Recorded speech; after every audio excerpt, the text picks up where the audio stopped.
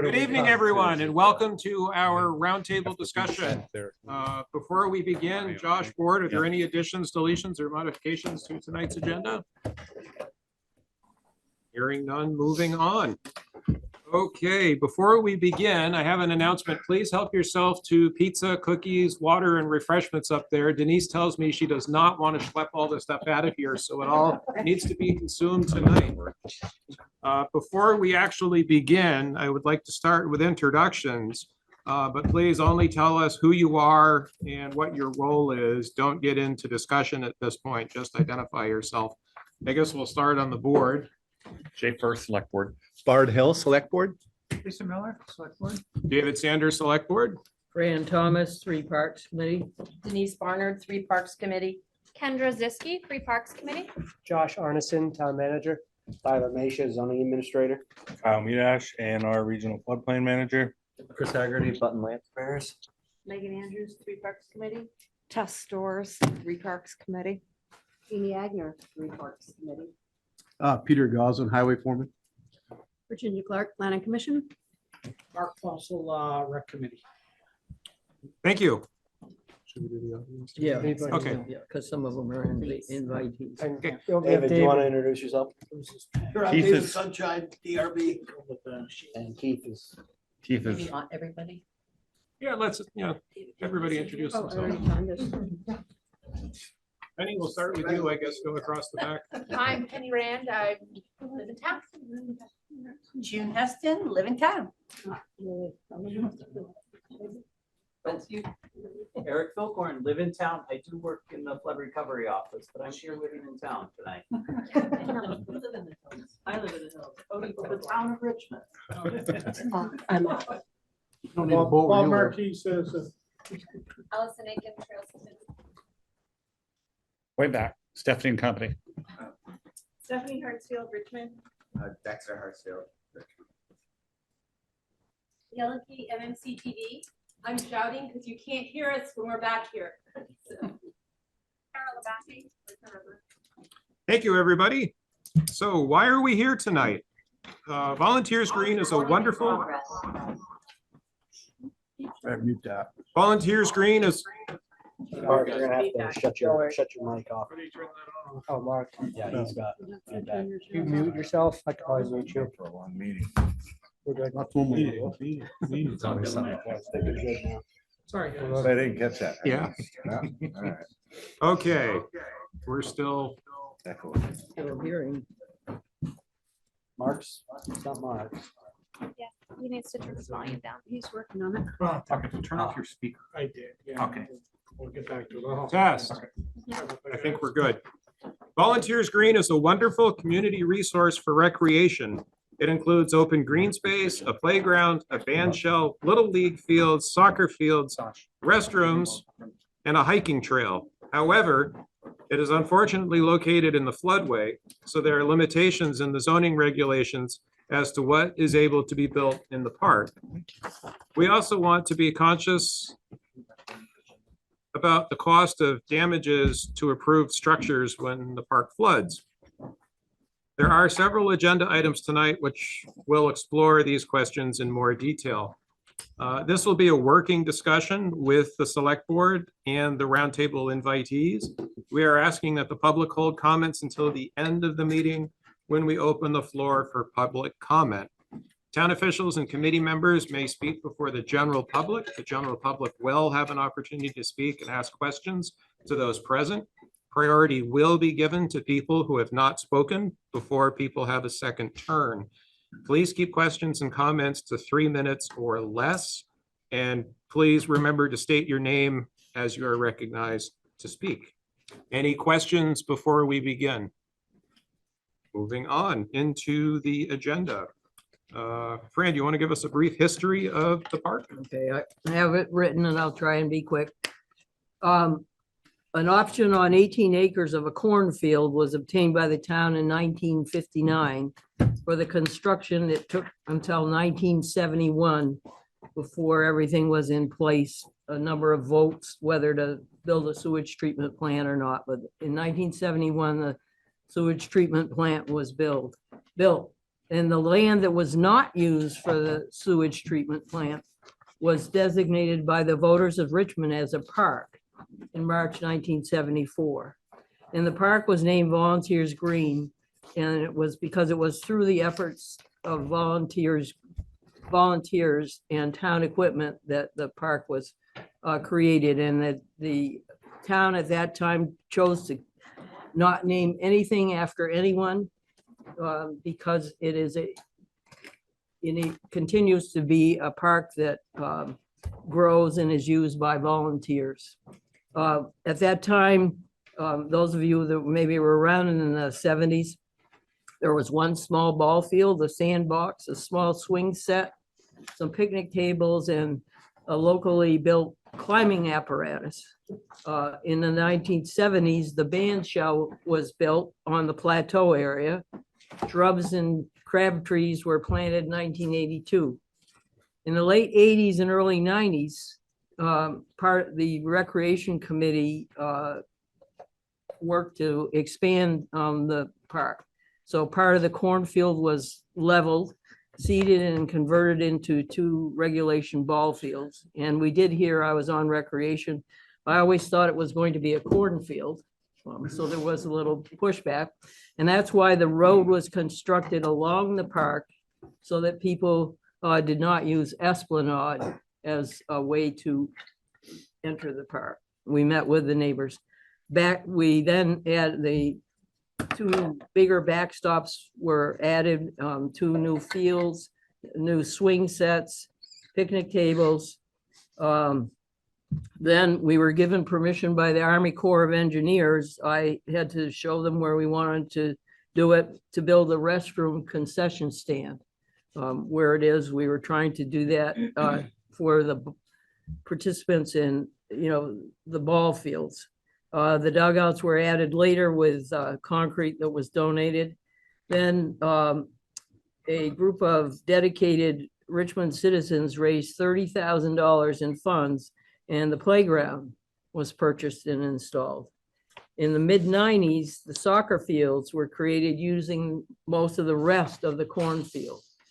The park is now used, as David said, for many activities, including youth sports, 4th of July, Halloween celebrations, skating rink, cross-country skiing, walking along the river. Driving by at almost any time during daylight hours, one can see young children using the playground and people of all ages using the park in various ways. Flooding. During the 80s and 90s, minor flooding did occur. It would mainly leave silt on the ball fields. And when I was on rec committee, we'd ask Kendall with his Bobcat to take the silt away. But in recent years, we've seen the major events beginning with Hurricane Irene and 2 major events in 2023. These events caused major damage to fields, playground structure, and restrooms. The 3 Parks Committee was tasked last fall with developing a plan to use ARPA funds to reinvigorate the town's 3 parks. As our work began, the town experienced the December 2023 flood. Our feelings became mixed as to how much the town should be investing in Volunteers Green, such as a possible $200,000 for a new playground structure. We came to the conclusion that the town select board and the town itself needed to look at the future of Volunteers Green in all aspects. And what should the town be investing into Volunteers Green? Thus, that's why we are here today, to begin that process of looking at Volunteers Green and trying to determine the future of Volunteers Green.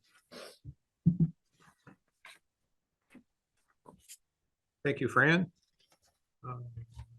So next, we have item E, cost to the town to repair Volunteers Green after a flood. Pete's got a lot of experience with that from Hurricane Irene going forward. And of course, Josh does as well. So I will turn this over to Josh and Pete. You can fight over who gets to go first. You can do the numbers, I can do the labor. Sure. How's that? So we looked back at the numbers that we had for repair of the playground, total cleanup and repair of Volunteers Green after the most recent flooding in July. And that came to about $68,800. And that's a mixture of paying for staff time, is town equipment, purchasing materials, an outside contractor to repair the baseball fields, and bringing in materials like clay and topsoil. Before Pete begins, I just want to say, coming from the select board, Pete had a few things to do after the floods. He made quick work out of the long task of getting the roads navigable and safe, and then spent many months bringing everything back. So it was a huge task on top of that to also put park restoration to highway. But they did not disappoint. So on behalf of the select board, Pete, thank you for that Herculean effort. It did not go unnoticed, and we appreciate it. It's such a vital resource to the town. I mean, it's a high priority, you know, it's like you say, any given day, there's somebody down there enjoying it, so. Yeah, we got whammied 3 times in the last 7 or since July, July 11th, July 16th, and then December. What was the December one? 12th, I think it was. Middle of December. The December one was the most severe, had the highest current and did the most erosion.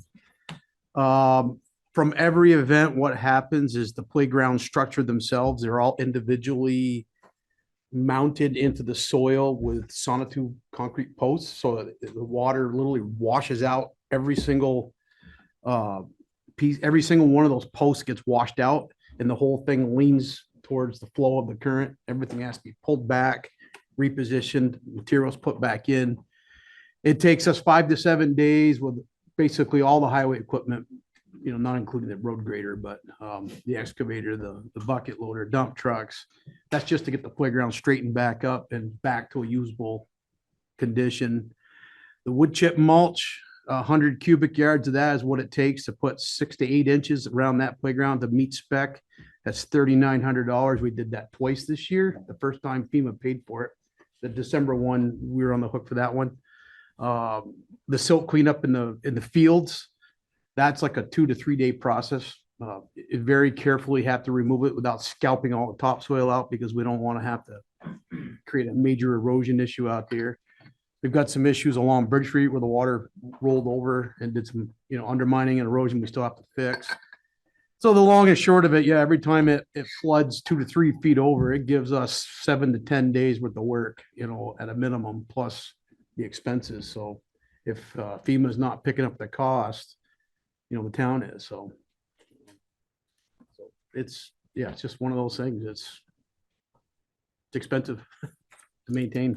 So Josh, is the number that you gave the cost, including all the road crews time and materials and everything? Yeah, so that, the way we calculate the road crew's time is total compensation, so we include pay, benefits, time off. It's the way we would calculate it to submit to FEMA for reimbursement.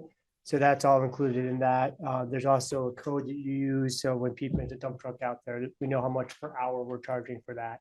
Right. So, yeah, so all of those aren't necessarily hard costs, like we had to pay $19,000 for the contractor to come in and redo the baseball fields.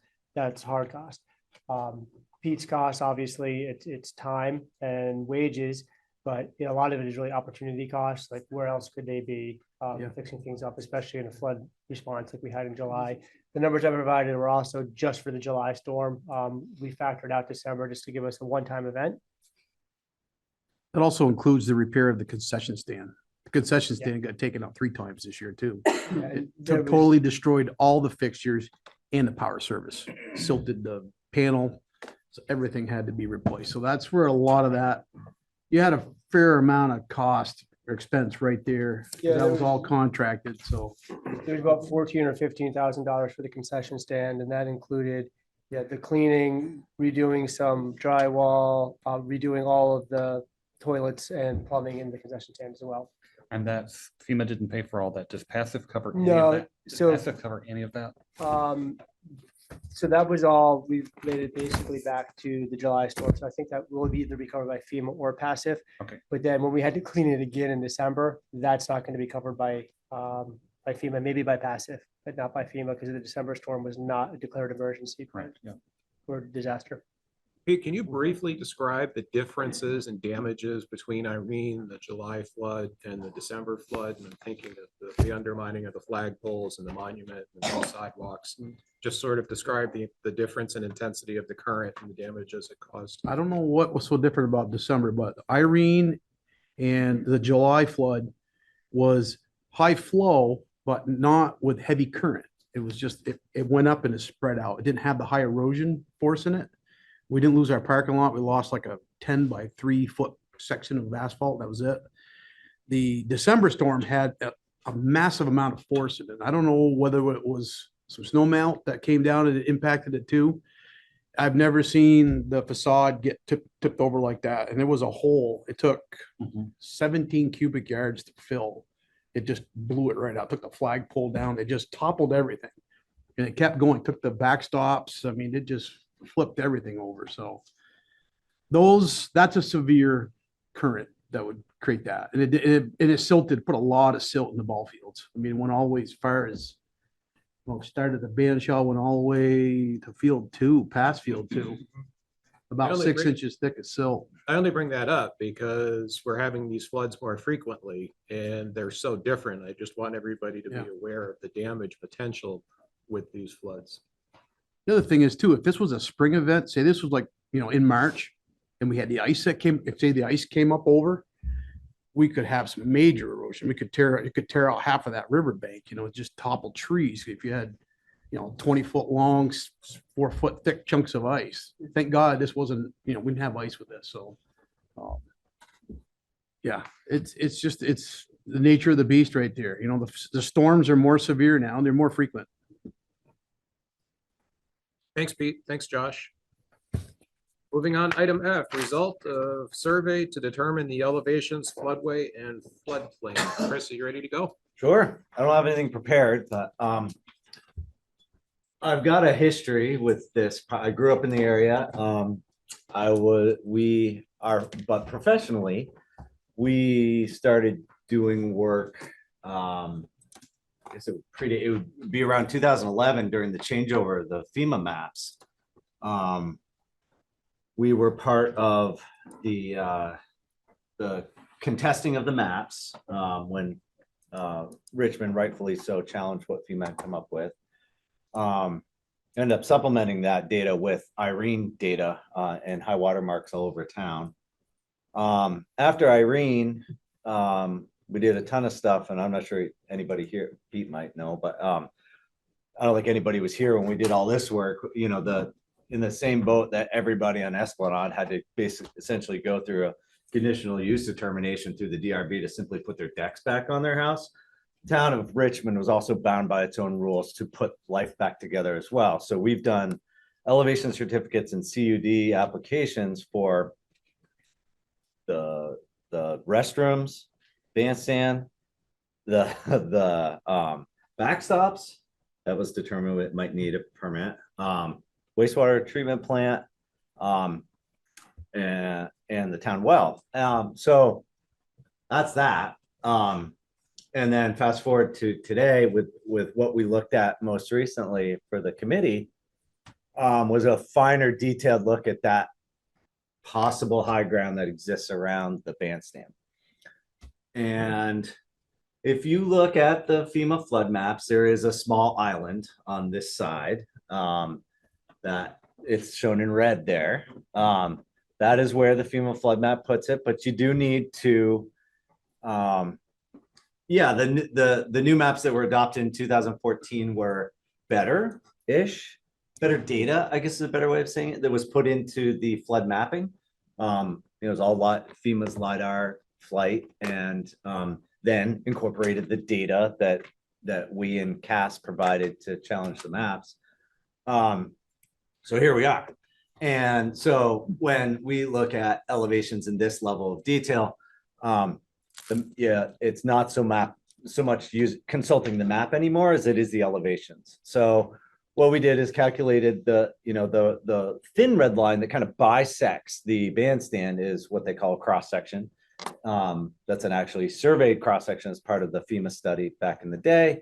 And that has an elevation of, I think, 310.3. So close enough. I mean, as you go upstream or downstream from that base flood elevation changes.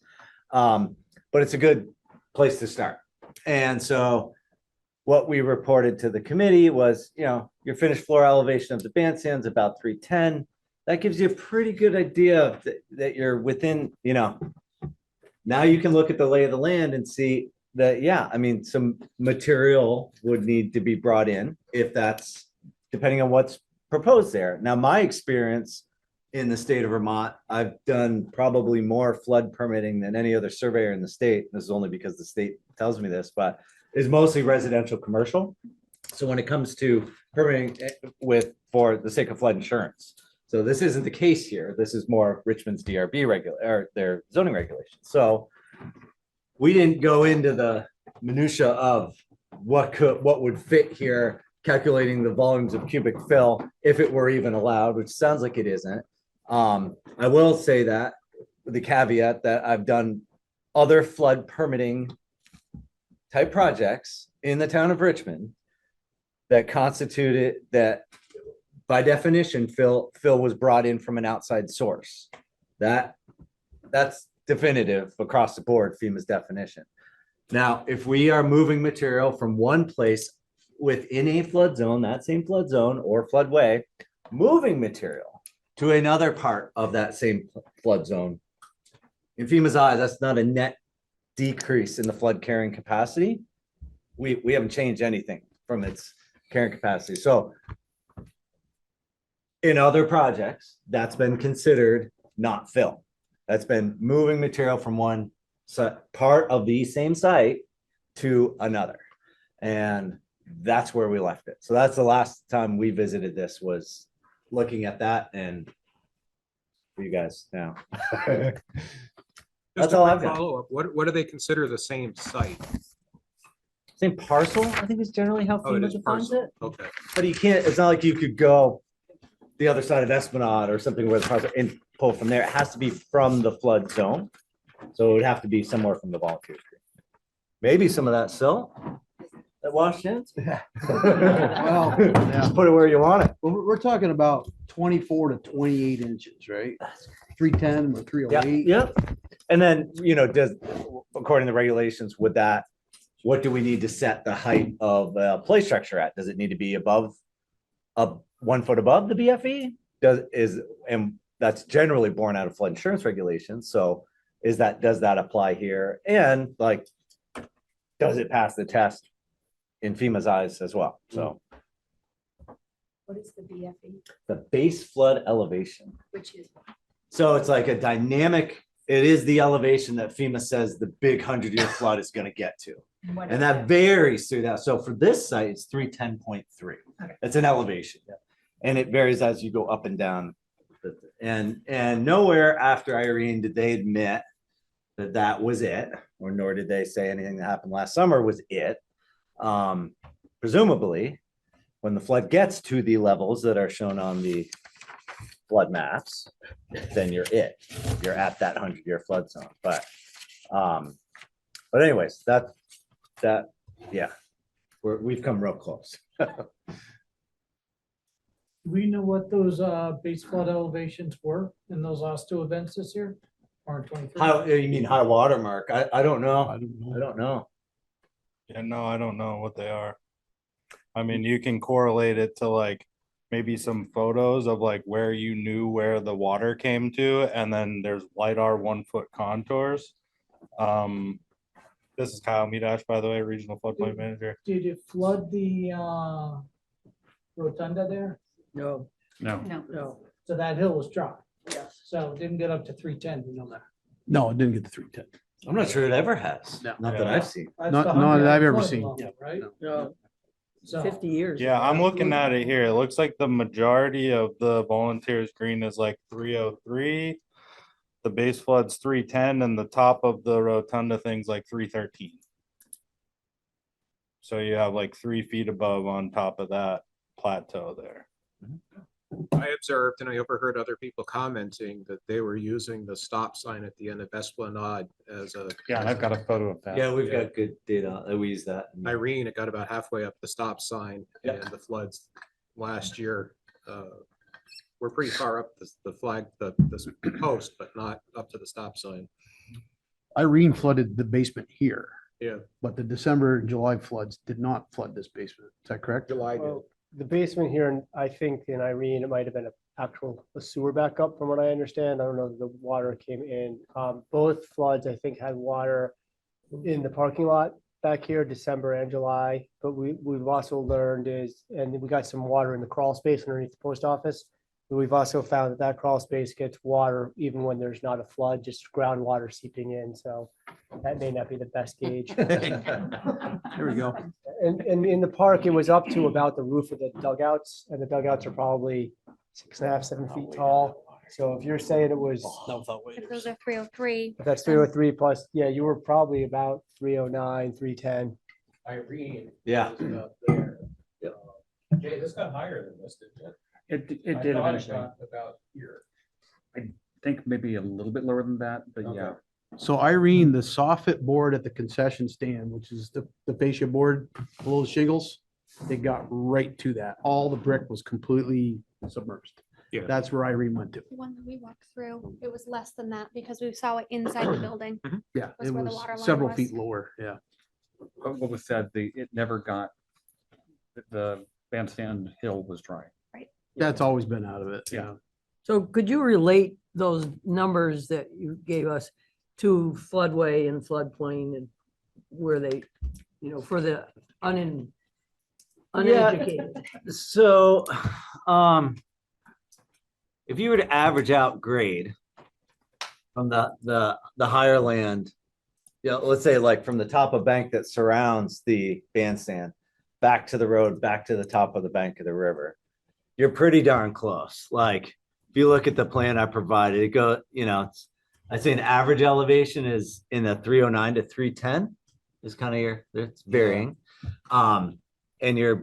And the critical elevation, I think, in this case, if we were to propose something here, would be 310.3. So you're still on average approximately a foot lower than the critical flood height that FEMA says the big flood will get to. So. Yeah, and I would say for the floodway line, if you go behind the houses on Esplanade and there's the road, there's those little rock walls there. I would say that is kind of the boundary of the floodway because that's your lower elevation. That's where the faster water is moving. And then as you move up to the back porches of Esplanade, that's where you're getting out of the floodway. So is the hill where the bandshell is out of the floodway, but is it in the floodplain? Or are you saying that 310.3 is the line that's Yeah, the so because floodplain or the floodway? Yeah, because the grade is below the base flood elevation, in this case, all of that site, with the exception of like the floor of the bandstand, would be in a zone 8E, AKA 100-year flood right. zone. Yeah, that is. I think this is. The floodway Oh, is we're talking about is that. essentially I'm mixing that up. the channel of the river. So Mhm. that's like the moving water. It's right in there. The floodway would be down, I mean, basically from top of bank of the river down, that would be floodway. Mhm. With the But highest we're in a grade. flood zone is what we're dealing with here. So the floodplain or is Floodplain, the yep, flood same. zone, Yep, same same thing. thing, is the top of the hill is in the floodplain. Yeah, there's a good Exactly. photo Yeah, of it. so You can that's, see that's the like, DFIRM map. So that's what we, Yep. so DFIRM is what we, as FEMA uses to calculate the base flood elevations. And those are what are like legally binding in terms of what it comes to like making official determinations and stuff, what we use. And if you notice that hatched kind of area that all runs down below Esplanade Street, that's the floodway. And I don't know if this is a segue into my little section or not. I don't want to step on anybody's toes, but basically that hatched area that you see there, that is the most regulatorily intensive thing that we have in the town of Richmond, bar none. Mhm. So that is the regulated floodway. And again, as to Pete's point, that's where you have not just water, but water that's moving Mhm. with force and stuff like that. So why that is a particular concern is if you have a bunch of debris that's in there, like picnic tables, whatever it is, things like that, in and of itself, more or less harmless. But when being moved at force by water or being in conjunction with other things, that's where you create damage. I know the sewer line was damaged under the bridge this year because of a piece of a tree that was lodged underneath there. And that's what that floodway is meant to represent. It's meant to represent water that's moving at force. It's going to be putting stress on buildings. It's going to be trying to move debris down and other materials downstream. So I mean, and that is challenging because obviously most of the amenities of Volunteers Green are located in the floodway. So that does present us with a lot of challenges. So what I tried to do initially, and I'll be very brief here, and then we can go into more detail when we get to it, is to take a look at some of the agenda items and to try and break them into categories that, from my interpretation of the flood regs, things that are pretty much flat out we can't do, and things that we have the possibility of being able to do. And that may change based on some of the conversations that we have here today, different ideas and such. So I'll just start with the bad news first, I guess, things that we can't do. So item J, which is the thoughts on locating a new playground structure. So given Chris's, report, the entire area of Volunteers Green is in the regulated floodway.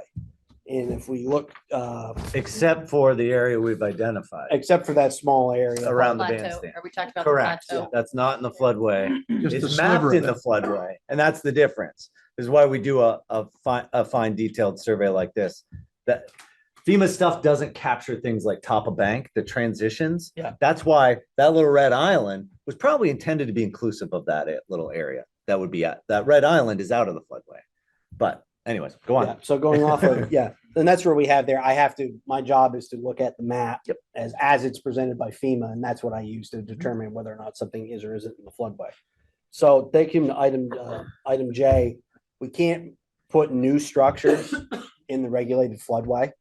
So we put it up by the bandstand. We couldn't do anything like that. So that's more or less out. Wait. I need to make sure I heard what you said, okay? You just said we cannot move the play structure up to where near the Bandshell structure is. That's correct. We're going to talk more about it in detail. I just want to hear That is what I said. Yes, that is what I You said. said Yeah. it could not. Could not. Yeah, that's correct. Yep. And obviously, this is just a quick overbrush. I mean, we're going to get into more detail with these later. I just wanted to kind of help frame the conversation. So that takes us into K. We can't put new stuff in the Bandshell area because the whole area is inside of the base flood elevation. You can't put takes you to M in terms of putting in new stuff that, or putting in like a new structure, like the pavilion. There's been an idea thrown around about putting a pavilion and some other stuff up there. That can't go in there because it's a new structure that's in the floodway. And no new structures, and N also is crabapple trees removed, and that's the pavilion, so we can't do that. Now, there are things that we can do. So we can replace the existing playground equipment with new equipment in the same location that takes up the same amount of space. We are allowed to maintain structures that are in the regulated floodway. That you can do. And we possibly, depending on whether or not I could call it a principal structure or not, you might even be able to raise them up out of the BFE potentially. That takes us to L. We can look at raising structures and structures that are in the floodway that we kind of call principal structures. So that potentially could include the restroom, concession stands, the current bandshell itself, provided it's in its current location. There's other stuff that we'd have to do with that. Bathrooms as well. You could raise them up on fill, a foot up out of the BFE potentially, if we can call them principal structures. And provided that as far as P goes, it's possible that you could put other trails and things like that along the riverbank, provided you're not putting structures in the path of that. So that includes things as small as footbridges and anything like that, because structure is defined in our floodplain reg as an assemblage of material intended for occupancy or use. So you take two rocks and stack them on top of each other. You got yourself a structure. Q, and the last one is Q. It's possible we could do a new trail down there. It would have to be sure packed, can't be paved, and it can't have any bridges. So basically I could kind of do more of like a natural sort of footpath that doesn't really have that much material, sure pack or something like that in there, I think we could do, but we can't pave it. We can't put cement or asphalt in there. So that's a very brief overview. I know we're going to get into a lot of more detail with it, but I just wanted to help try and frame the conversation a little bit. Tyler, just for clarification, Mhm. was it a Richmond regulation or a FEMA regulation? So that's important when we talk about this to understand kind of how the regulatory structure works, because people throw FEMA around in the state. Floodplain regs start at the municipal level. So they're done by your municipality. Now, what FEMA does with like NFIP and their flood insurance program is they set a floor, right? Your regulations at a minimum have to be this, right? FEMA will let you, for instance, build on fill, right? It's called a Loma F. So basically you can bring in fill, raise the structure up out of that. We don't allow that with the exception of principal structures. So like the homes on Esplanade would be an example of those you could raise and elevate. There was one that was on Esplanade that I actually permitted that had been gone through the whole process of getting an elevation certificate and doing all that. Now that what matters is that what FEMA is going to look at, FEMA is the last stop. First it goes your municipality. What do they have for regs? Then it goes to the state, and then it goes to FEMA. So FEMA does let you do more things in the floodway than what our regulations allow. Each municipality from Bolton to Richmond to Montpelier sets its own floodplain regs. So some will allow you to do things, allow more intensive development in the floodplain than we do. We tend to be pretty restrictive in what we allow in the floodplain. So with the exception of, and there's a table in the zoning regs that kind of run over that. It's on page 74. And that highlights a lot of those uses and stuff like that. It starts out on 73, but it runs on to 74. Basically, here are things that are prohibited expressly in the floodway. Temporary structures, new minor accessory structures, dwelling units, principal structures, basements, basically anything that you'd want to put down there. Given that the definition of structure, which is that assemblage of material for occupancy or use, it includes anything from a little rail fence, a picnic table, Bleachers. Soccer goals, any of that stuff could be called a structure and technically couldn't be allowed down there. Now it's obviously there's some interpretation with that, but per a literal interpretation, which per section 8.1 of the regulations, I'm kind of bound to do.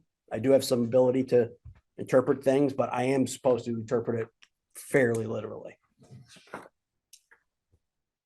So I'm not sure, Denise, if that was too much to answer your question. No, it was perfect. I just have one quick question, Tyler. The Yes. floodway, Mhm. how often or if is that reevaluated, the size of that floodway? That's where the bear of the issue is that FEMA does this and sets the firm maps and run through a process where they say, here's what we think our maps are. Municipality looks at it and says, yeah, we're happy with this, or no, we're not. They're not. There's a back and forth of it. I'm not going to pretend to be an expert exactly on how that municipal process plays out. I just know there is a period of where those can be appealed and challenged by municipality or individuals. And after a certain point, once they're set and they're official. And that's what you more or less what I have to use. Right. Kara? So can you put back up the deform if you don't mind, whoever was displaying the deform? And the deforms are only locked in, and I'm gonna speak as the expert here who got the town of Richmond to appeal the 2011 deforms that were incorrectly mapping Richmond, and at Richmond Selectboard backed it, and they brought in the engineers, and we got them updated. Every deform map can be updated, and it can be updated on an individual site or on multiple sites, and Chris Haggerty has some expertise in doing that as well.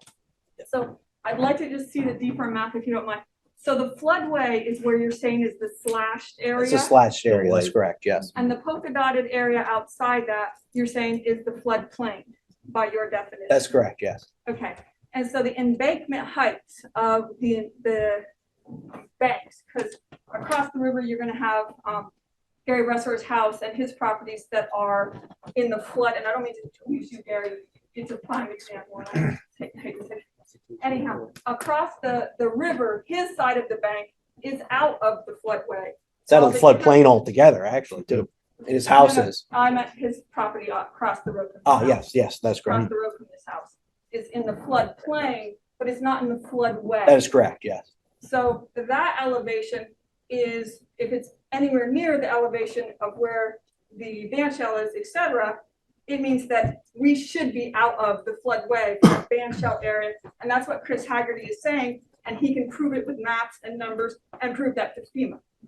But Do you remember how to do that? Like, because I've done it a million times with flood zones, but floodways may be a different process. we can go that Yeah. way. But my point to you is Tyler is saying based on his regulations, what he has in that map, he can't do anything. I'm letting the town of Richmond know that something can be done because that is the best property to use in volunteer screening for any kind of structure, because historically in the past 50 years, it has not flooded. And you have residents here that can attest to that. Yeah. So I'm just wanting to make sure Chris Haggerty has said that that can be taken out. Floodplain maps can be amended. There's a process to do that. So I want to make sure everybody in this room understands that we are not stuck with just because FEMA came in and plopped down some information that we are stuck with it.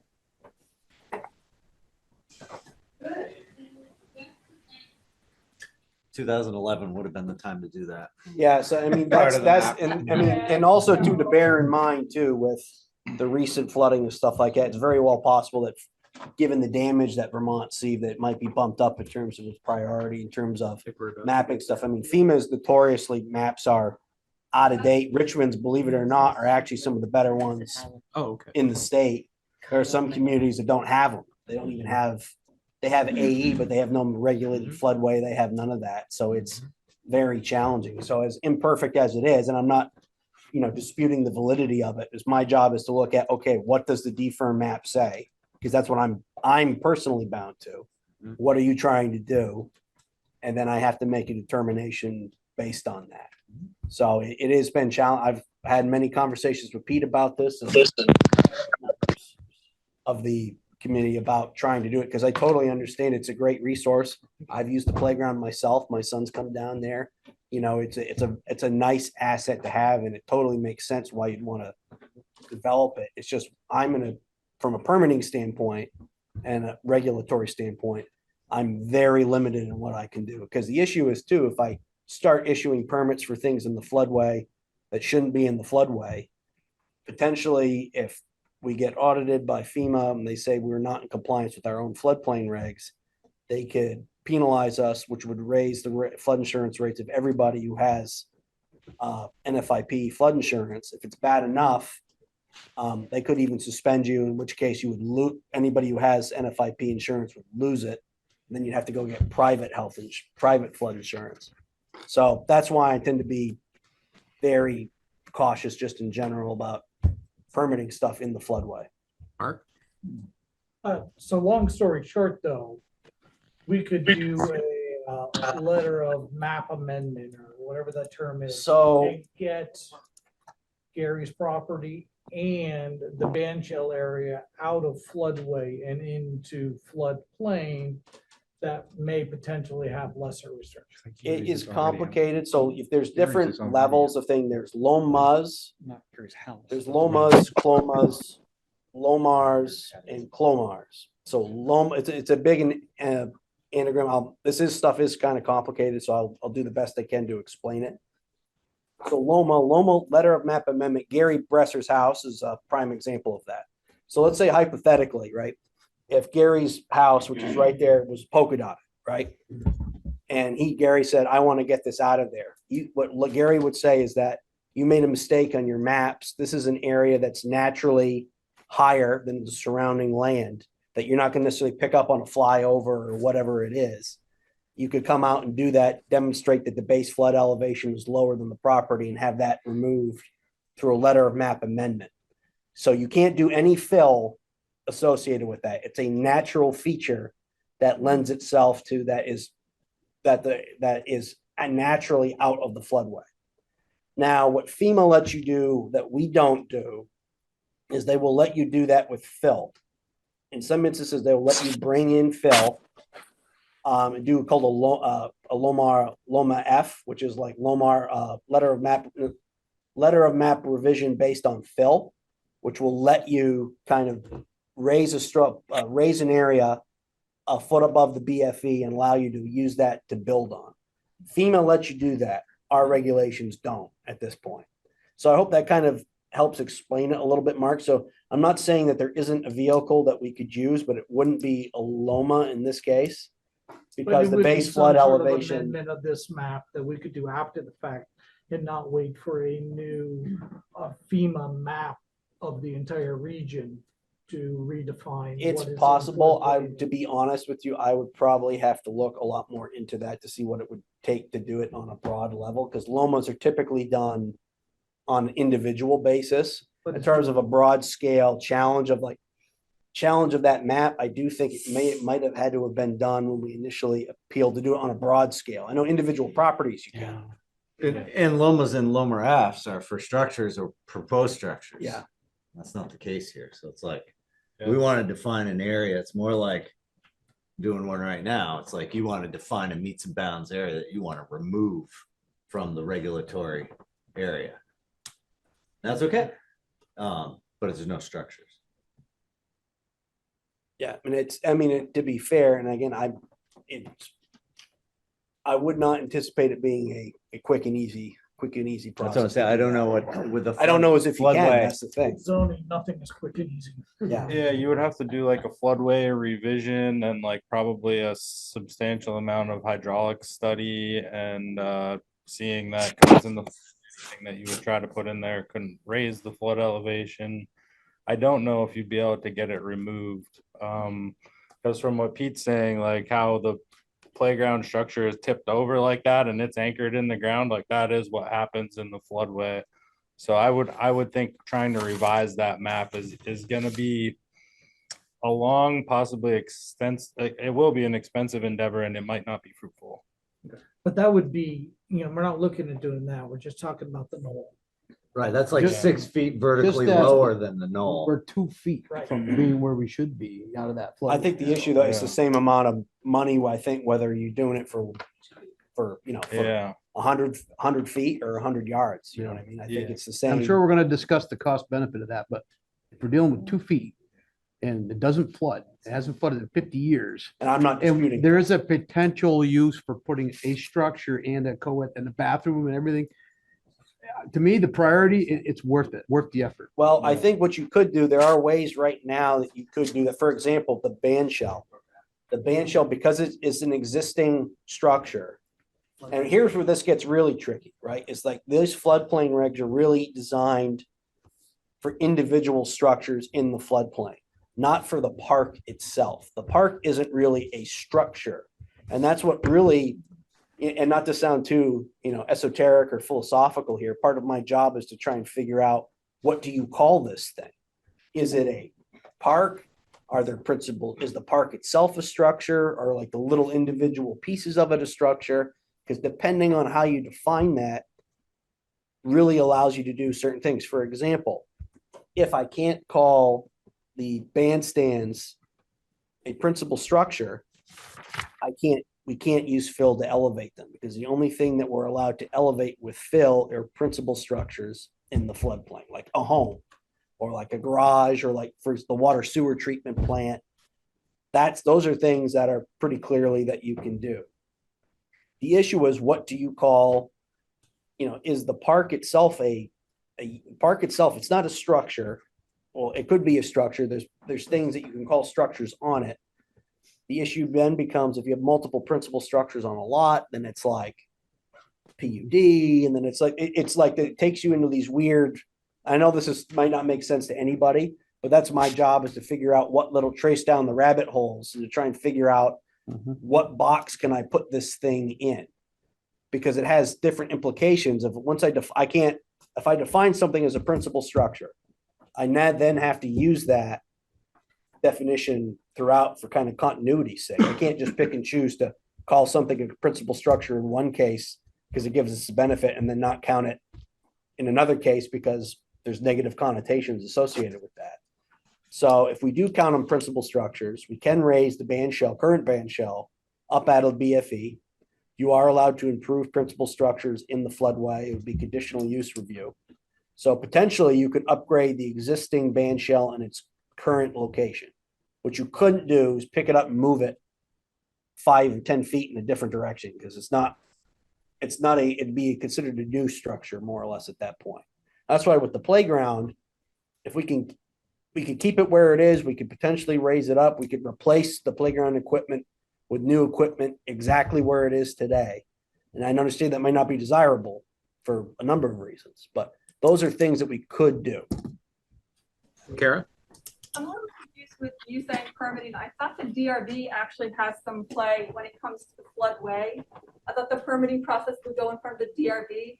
And the DRB has the ability to make waivers and make adjustments so that if it's better and safer and mitigating risk to move the playground from the lower level up to the upper plateau, that they have the ability to waive and mitigate risk for the safety of life and property.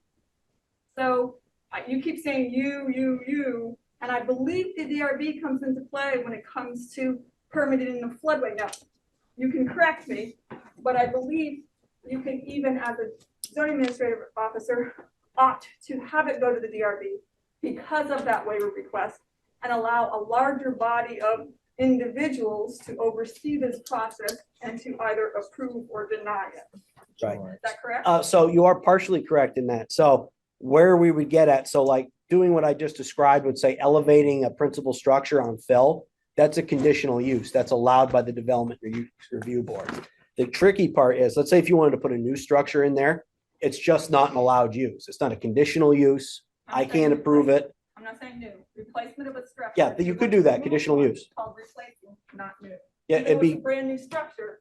It's replacing. no, it's maintenance. It'd be maintenance. I would call that So maintenance. as long as they want to put any fill material in there at all, it would go to DRB. Yes, that's if for to replace what is current existing. Yes. Anything they want to replace. Yeah, they go to that'd the be DRB. conditional use review. Yes. Beautiful. Yep. So it's not impossible. Now, I do want to be clear though. So we don't really have waivers to the regulations. The public works specifications have waivers, although that's another story at this point. So right now, there is a variance, and FEMA does let you grant variances, but they are strongly encouraged to not grant variances in the floodplain regulation. So there's 5 things that you need to check off in order to qualify for a variance. And you can't just get 4 out of the 5. You have to get all 5. I'm not looking for a variance. Well, I understand that, but let me just run through this part because that's what the DRB would use to try and waive the floodplain regulation. I believe they also have waived other regulations and they have a history of doing so. Well, I'm not saying whether or not, there's 2 separate arguments as to whether or not the board has done things in the past that per, what they could or couldn't do. There are variances that have been granted by communities across the state that probably Adam, shouldn't have before you been come up, granted, but grab some have pizza. been. But We saved you a seat. technically, they are supposed to be, the intent is for them to be almost impossible to get. Does the reality always match the intent? No, but my job is to try and interpret it literally as it's written. It may not be how it actually works in practice, but that's how it's technically supposed to go. Oh, So- could I'd like to hear a little bit. We have somebody from FEMA right next to you. It'd be nice to get a little bit of his take on where we're at. Yeah, yeah, I mean, if we're talking about waivers and variances, I mean, I have agreed with everything Tyler has said. The variances are hard to do. They're not encouraged. You have to meet like hardship concerns and different things. I mean, and if it's a town regulation, a setback, something like that you have the ability to do that because you're not tied to federal regs where with the flood regs, it's tied to that insurance program, it's tied to FEMA, it's tied to, what you have on the books at that point. And that's why you have to meet all the 5 criteria, because it's not just, something that the town came up with. It's tied to your financials in FEMA. Where are you finding those criteria? 'Cause in the Section 8.4.5. the variances in the regs only say that you have to be in accord with 24 VSA 4469D. And all that says, it must comply with the NFIPS. And the NFIPS say that it can't increase the flood heights. Right, but if you go to like 8.4.5, which is our overall language for variances to waiving requests from the zoning regulations. So you'll note there that there's unique physical there's 5 items that you have to kind of check off. There's unique physical circumstances or conditions, including the regulatory narrowness, shallowness of lot line, or exceptional topographical or other physical conditions. So you check the box there, right? Because of the floodplain and stuff like that. So Yeah. you check that box. D, that because of these physical circumstances or conditions, there's no possibility that the property can be developed in strict conformity with the provisions of these zoning regulations. That's true. So that's, Check that that, you box. check that box. Yeah. Here's the one that trips everybody up. The unnecessary hardship has not been created by the appellant. So the issue is that the only reason that there's a hardship of why you can't build that is because you're trying to build something in the regulated floodway. So you are creating the hardship. No, the hardship is created You're by making a the bad situation weather. better. No, you're making a bad situation. Well, I'm just explaining, like, that's how, Well, there's a financial I hardship typically- to this. Yeah. The town's They're sick of incurred that. a lot of expense, so there is a hardship. It depends how you want to define that. Yeah. well, that is what it was, says, but it's been created by the appellant in the sense is that you can maintain what's there. We're not saying you can't develop it. The issue is you're trying to put new stuff in there. Mhm. That's not allowed per the regulations. I What's your would interpretation? disagree with Yeah, that. just what Tyler Same, said, yeah. yeah, it's not a hardship if it's only caused by, what you want to do with it, not necessarily, some other hardship, and that's what a hardship is in FEMA language, is something that's uncontrollable, Like a flood? Yeah, well, you have control. The Well- control is you don't build in there. yeah. Well, it's already there, so you're just asking to move it. You're not asking I get confused by this concept of new structure when you're really just looking to move the envelope to a better location. It seems like that's not really new. It's just, And I understand, I Moving. totally understand, and logically, that makes total sense. And I, Yeah. in many ways, I agree with it. But my job, again, is 8.1 is to interpret it literally. And if you have a structure that didn't exist in one spot that now exists in that spot, that's new. That's how that works. It wasn't there originally. Now it's there. It's a new structure. Clear definition of when you tear down a house and you rebuild, you have a pretty clear definition of what's considered a new structure versus a rehab or a rebuild of the. Yeah, and I take a pretty liberal view with maintenance, like in most cases. So for example, like if we wanted to take, and this is just a hypothetical, right? Take the bandstand, right? Knock it down or whatever, rip it right to the studs and rebuild it exactly in the same spot where it is. That's maintenance. You're allowed to do it. There's no problem. You don't need a zoning permit. Same thing with the bathroom. If you want to rip it to the studs, pull all the wiring out, redo the entire inside, maintenance all day long, you don't need a zoning permit to do that. You want to take it and move it 5 feet over, it's a new building. That's kind of how, that's what my job is, to interpret it literally. Now, if there's a different way that people would like that to be interpreted, that's more of a conversation and changing our zoning regs to potentially allow for more of that stuff, because it's my job to call balls and strikes as best I can. And, a lot of times there's a lot of this stuff that, quite frankly, if I could interpret it differently, if it were up to me, I would interpret it differently, but I have to interpret it as it's written, is the best way I could think what the literal intent of the language says. David? For the most part, in moving forward here, you should not pin your hopes on a variance. Variant, in the time that I've been on the DRB, we've granted 4 to 5 variances, and that's over a number of years. The first one, the select board appealed and were successful. A couple others got through, but it's very hard to get through that clause, that number 3 or 4. It's C that gets C. everybody. And from my experience, if someone takes a granted variance to the environmental court, they often will lose. So it would be really good not to pin our hopes on a variance if that could be avoided at all costs. Kyle, did you want to give any more information from the FEMA perspective? Yeah, no, I agree with that. You know what everyone's saying here, but based on what you have in your regs. This is sort of as a proposal.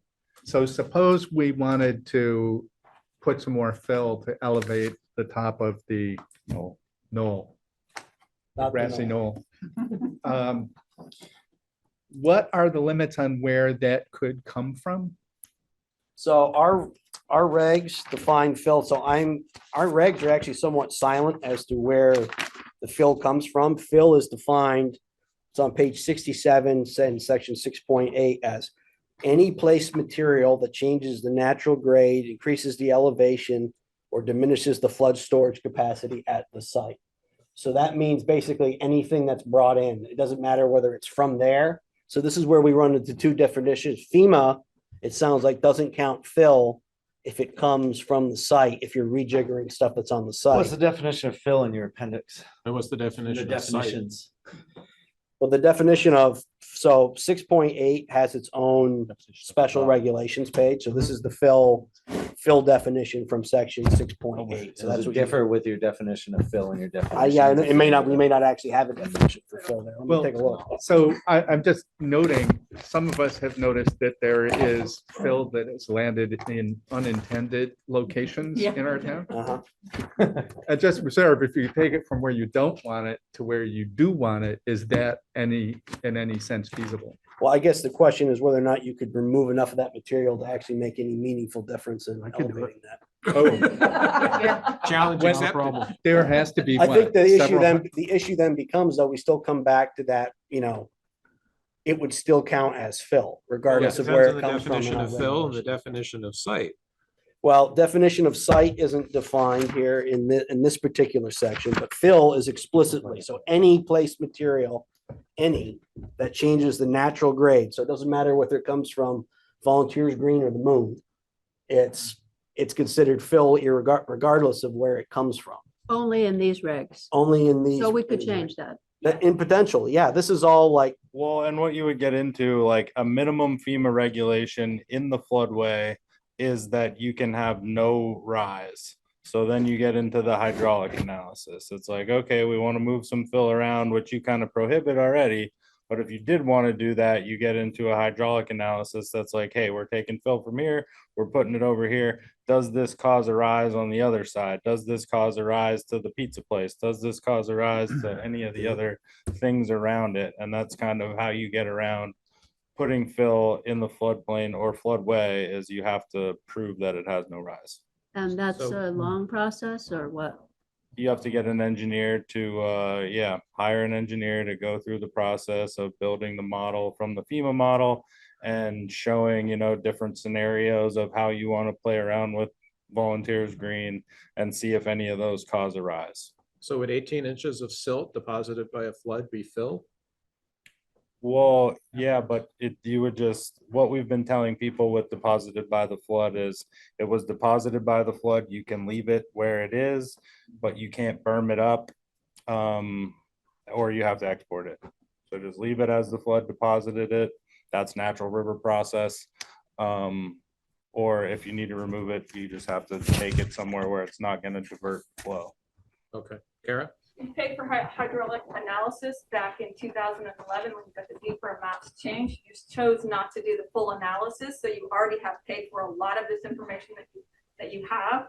You could make changes to your regulations to allow that plateau to be used, but you also have the calculation of the riverbank erosion. And when you can prove the amount of land that you've lost for erosion purposes, that calculation, what you've lost in that fill, is allowed to be used as a calculation on other parts of the land. That's been proven through previous permitting processes, and we have evidence of it in our own town. So the FEMA side of things, variance is a dirty word. That's why I said I didn't say variance. It's a dirty word. We don't use it. We don't ever get it. We waste a lot of money trying to get it. So the avenue was waivers. while the planning commission potentially changes any language for recreational purposes, but we've allowed structures, and the select board have sat in hearings where we've allowed structures in the floodway, such as the ladder that we were talking about allowing UMIAC to do in the floodway to get people out up on Over Rocker Park. So I want to be very cautious about what we have done historically and what we're looking to do. The goal of this whole process is to mitigate loss of life and loss of property. And when push comes to shove, if it's our regulations that's stopping us from doing it, that's too bad. Are we ready to move on to I? Let's move on to I.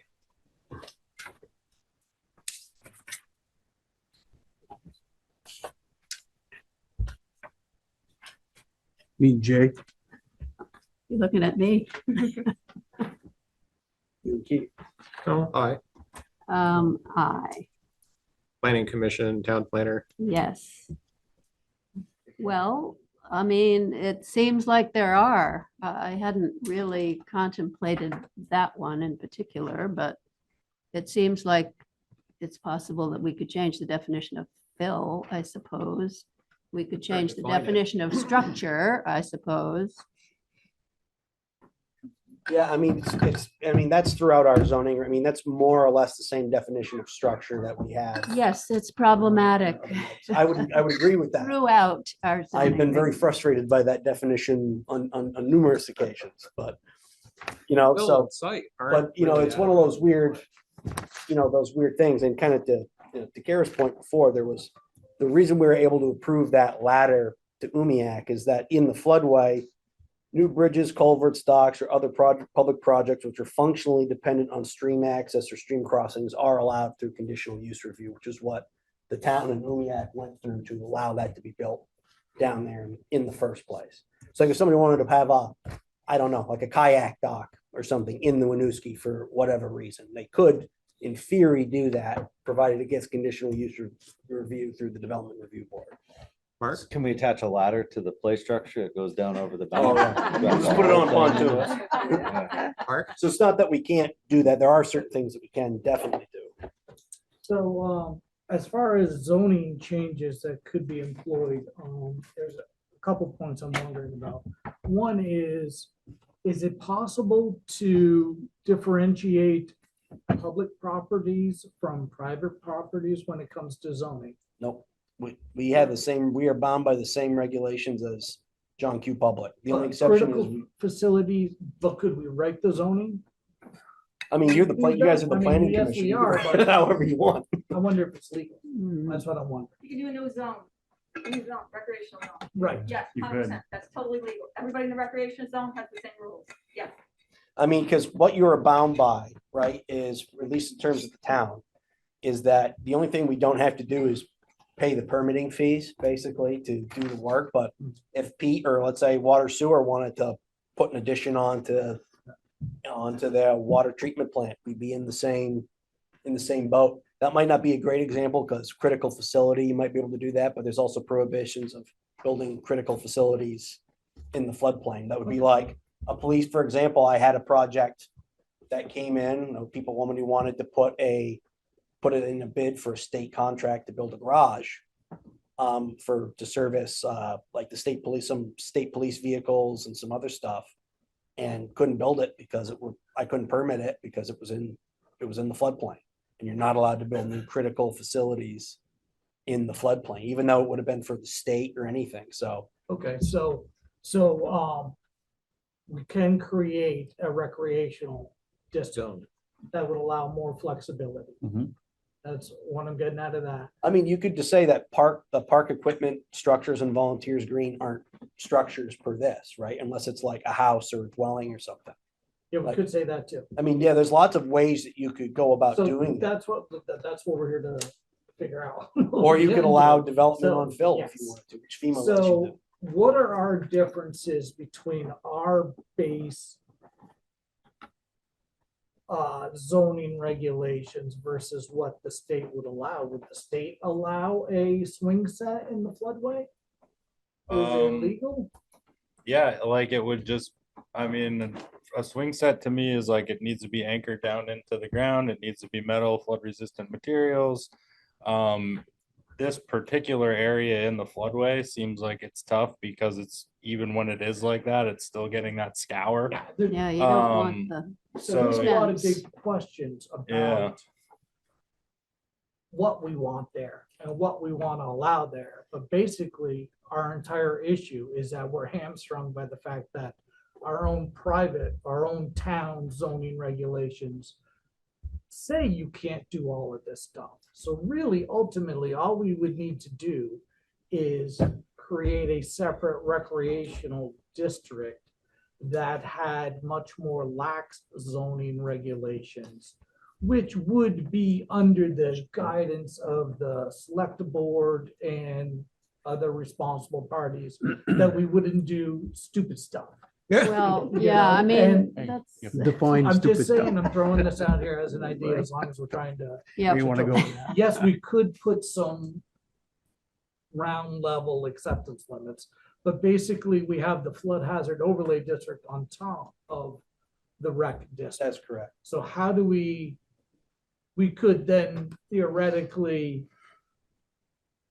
subcategorize the flood hazard overlay district to be a flood hazard overlay park district, which happens to sit on top of the park district. I mean, And I'm just saying, are they out there as solutions?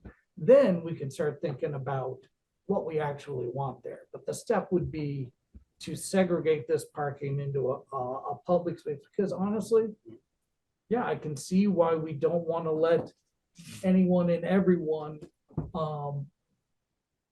do whatever they want in the floodway or even the floodplain. But geez, we got to go through, 9 commissions to get a tree cut down on public property. There's no way we're going to, as a town, make the kind of commitments and mistakes of adding extra burden and costs to what we decide to put in there that doesn't have a cost benefit ratio. Some private citizen could have that and not have any cost benefit ratio because, if the swing set flows downstream, then, doesn't have to take it to the dump. Jay? It seems like without doing something like this, there's really not much of a way forward. My hands are pretty well tied in terms of what I'm able to permit. I have looked at this every which way that we can.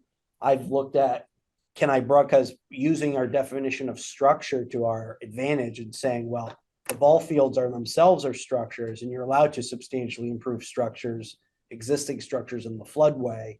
So could we use that as a vehicle by which we could make upgrades to these facilities over time?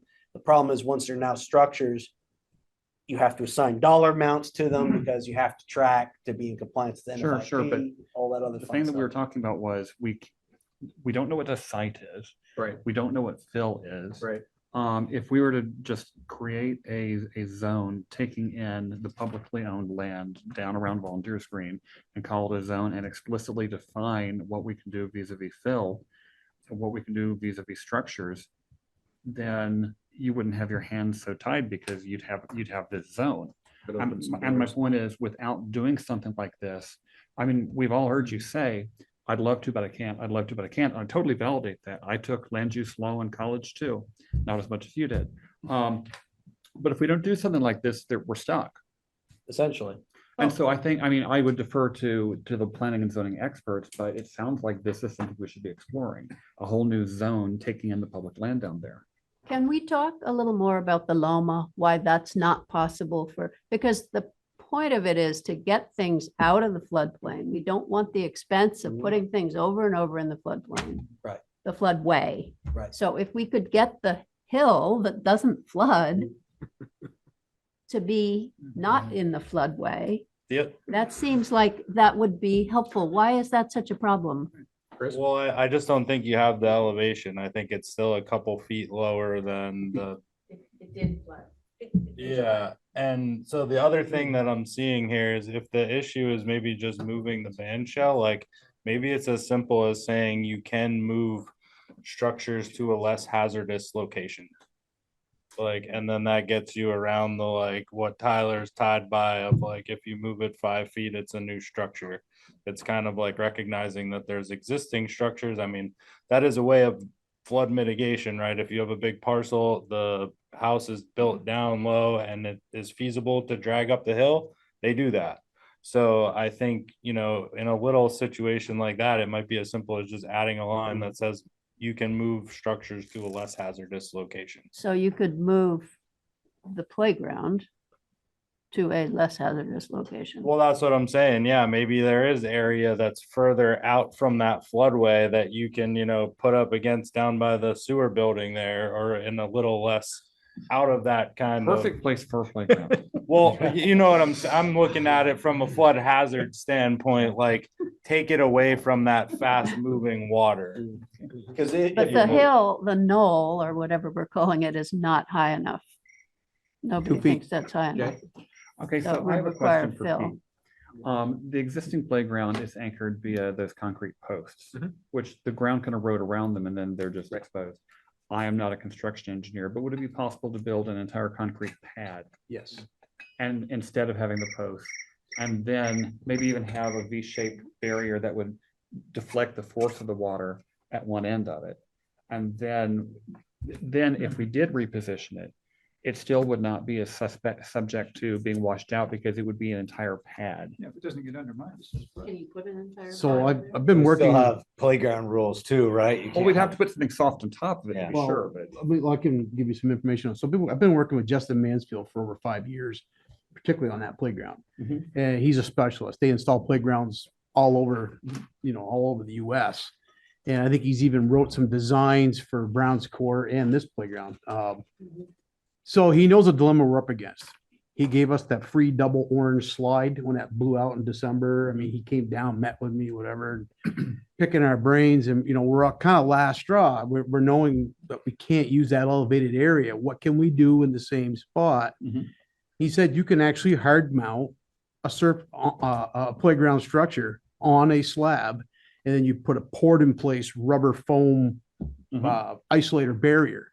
And you install this slab and foam at the same grade as the rest of the ground. So it doesn't, water passes through. Right over it. It doesn't hit against it in a road or go over it in a road. And what will happen is you'll get sticks and debris all caught into your play equipment, but your equipment's going to stand there. And see, so that's, I think, a good way forward, because then we're not moving the playground. It's staying Well, right where it is. it's going to be more expensive than. It would just- be more expensive, but what, we don't have a lot of other. Well, paths that's forward. like last resort, last straw. You know, But that's we could. doable It is an How option. come it doesn't damage the slab and the? because the slab is like a foot thick and it's at the exact same plane as the ground. So the water just rolls right over it. How deep does it have to go? About Foot. 12 inches. Yeah. They don't have to have stone under it and whatnot. Is that allowed?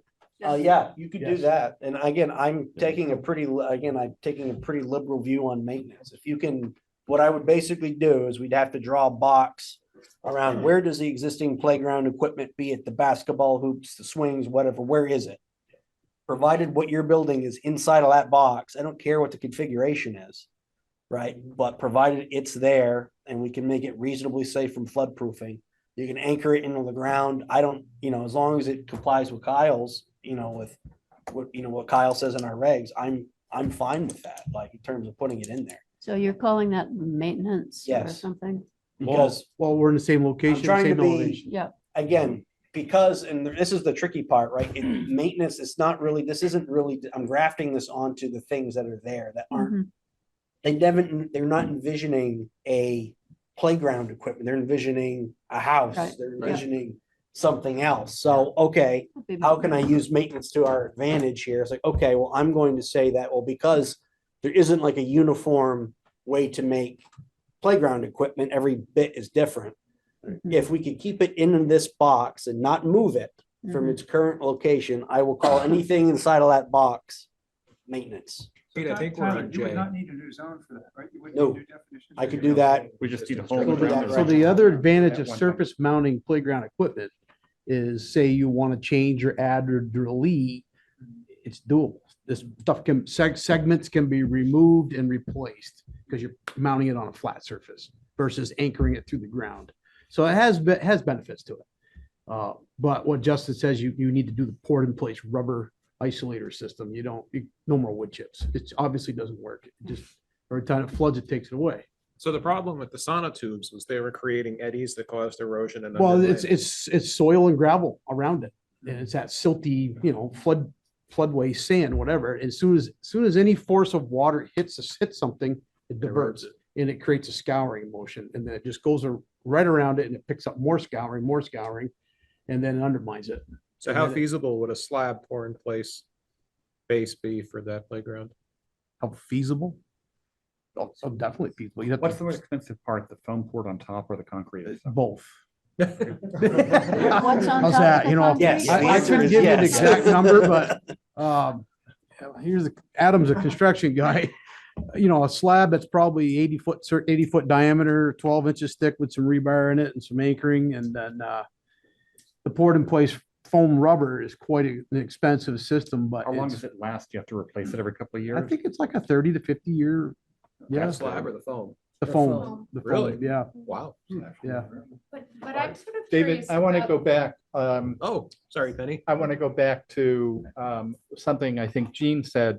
We've been having this conversation, move it, keep it, based on an assumption that the grassy knoll, which I keep calling the grassy knoll, was never flooded. But Gene, did I understand you to say that the floodwater did go over the grassy knoll? Because everybody here has said, no, it hasn't. She has just pictures she showed, but didn't go into the bandshell, didn't go up that. Was this that- Irene or That foundation of the bandshell didn't reach that, but it went up onto the grass, yeah. was that Irene or last year? What? July. Wow, okay. Gary. I never saw that. Thanks. I'd like to say I support getting the playground out of the floodway and also bathrooms, but I'd like to put a plug in for preserving the bandshell where it is. I was involved in that project, not in the design, not in the idea for the park came from the Richmond's group of League of Women's Voters. I don't know who applied for the bicentennial grant. There was a competition to get money for bandshells and bandstands. Richmond got one of those grants. And when I heard about it, the design had kind of like 2x6 construction, it's lightweight framing. And I'd offered to, if the group would let me build it with heavy timber construction, that I would do it with all volunteer labor. And we broke ground 50 years ago this month, in 1974, May 1st. And over 163 work days on it by over 40 people, the bandshell was built with all volunteer labor. And it was, I have to say, probably one of the best experiences I had to work, and probably the closest thing. I've always wanted to be in one of those great Amish country barn raising. Probably this is the closest thing I'll ever get to that. So I think it's an important structure in town at 48 years old. I think it's important to a lot of people. And I think there's ways of incorporating the other things, the playground up there and the bathrooms without losing that structure. Denise? I wanted to thank Gary. The Three Parks Committee found some issues with the bandshell, and Gary has been right there being our liaison with structural steel engineers. And we found that there's some issues with But we haven't had, well, this- we haven't had the study done. the study hasn't been done, but But we do know it needs an ADA ramp. exactly, and it needs an ADA ramp. So Gary, that's my question. Would you be okay in maybe updating it a little bit and making it a little more eye appealing? So I think the basics, I'm okay with like handicap ramps. in fact. Yeah. I think the design, whoever did it, it's a good design. It captures the basic shape of half of the round church. I think it's a good piece that you can see one from the other, and I think they go well together. in terms of the foundation, when we first started, we just did sonotubes and it was Agus Gonzalez, who I don't know if he was an engineer, if he wasn't, he had a lot of engineering background. And he came by and said, that's never gonna hold up. So we pulled that out. We only had like a couple of days labor into it. And he designed quite a complicated foundation that actually took us 55 sessions to build, where we went down to native soil below all the fill because all that area was filled. It was all at the lower height.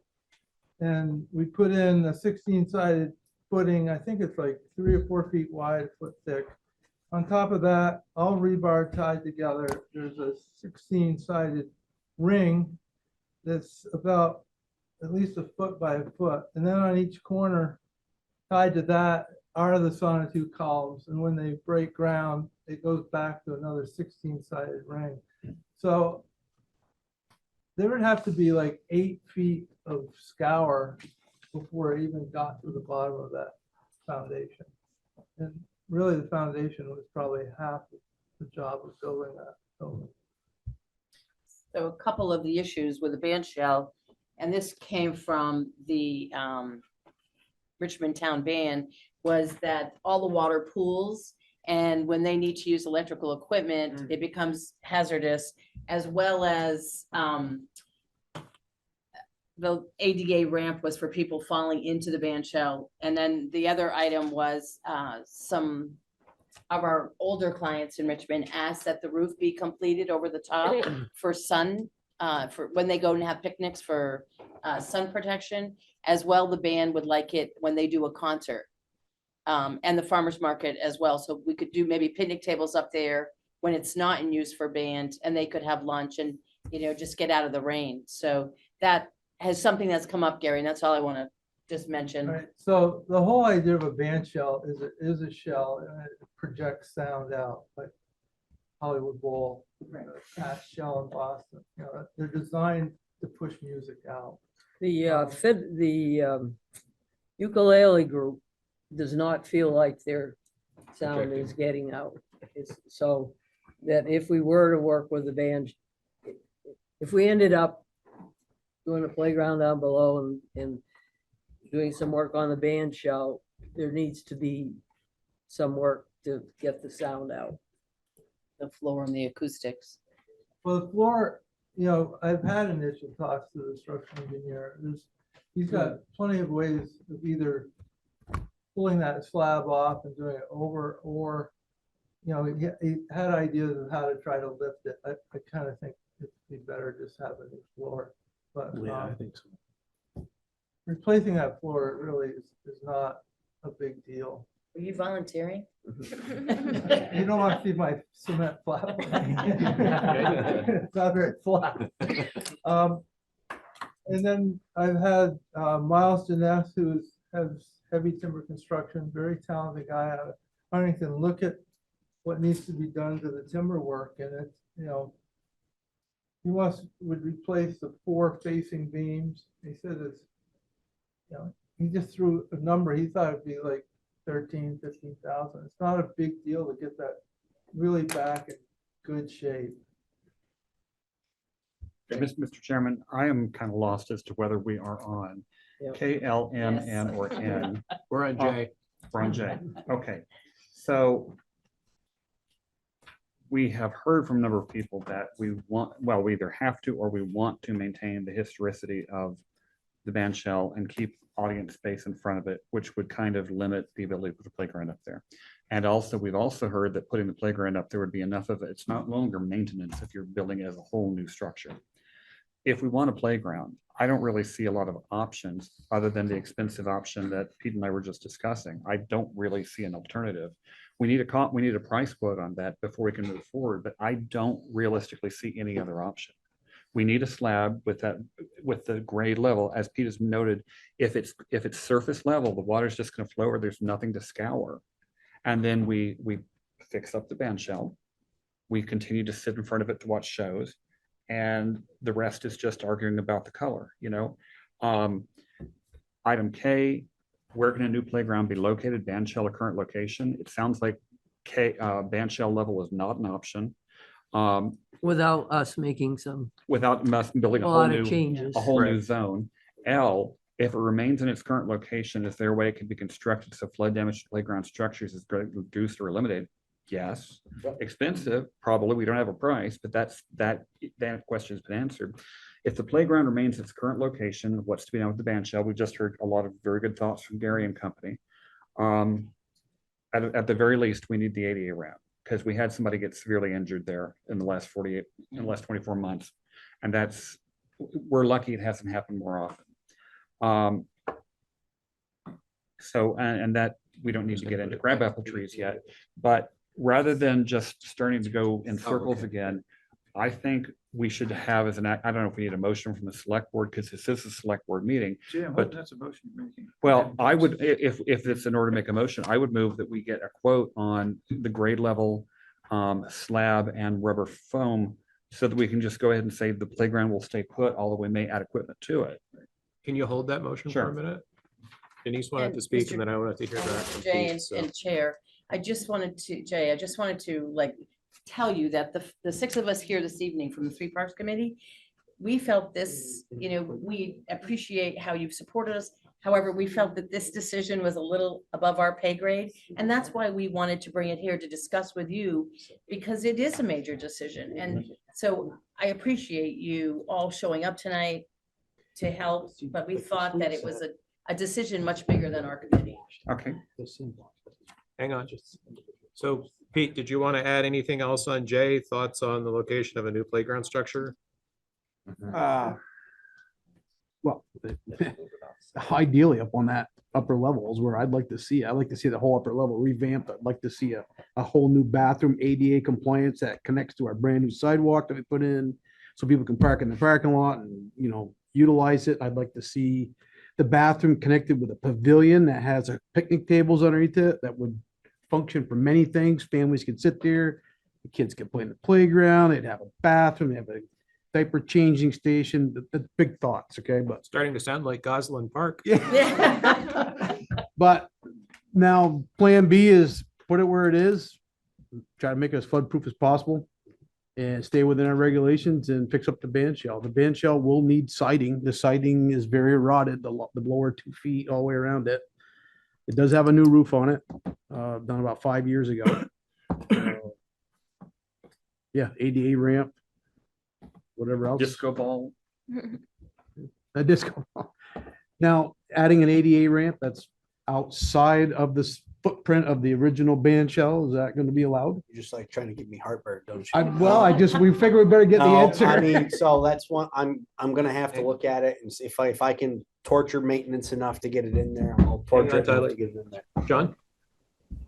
So if I could just go back to this idea of putting a pad down and with foam, that's not gonna magically make turbulence and scour go away.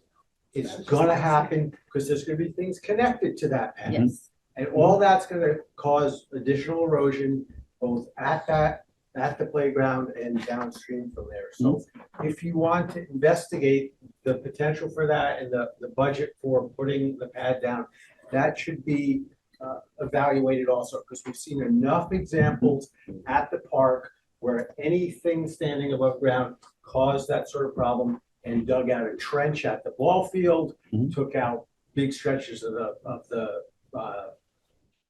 path, took out the Right. a number of No, you're right. structures. So Yeah.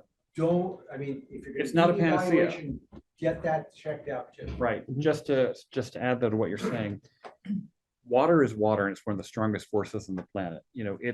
Where water is going to go where it wants to go. And if we just take it at face value that that's how it is, then we can't put a playground in. If we can't put the playground up on the knoll because it would be a new structure. And if we put it down below, it will face erosion, whether it's on posts or on a slab, then we can't have a playground there.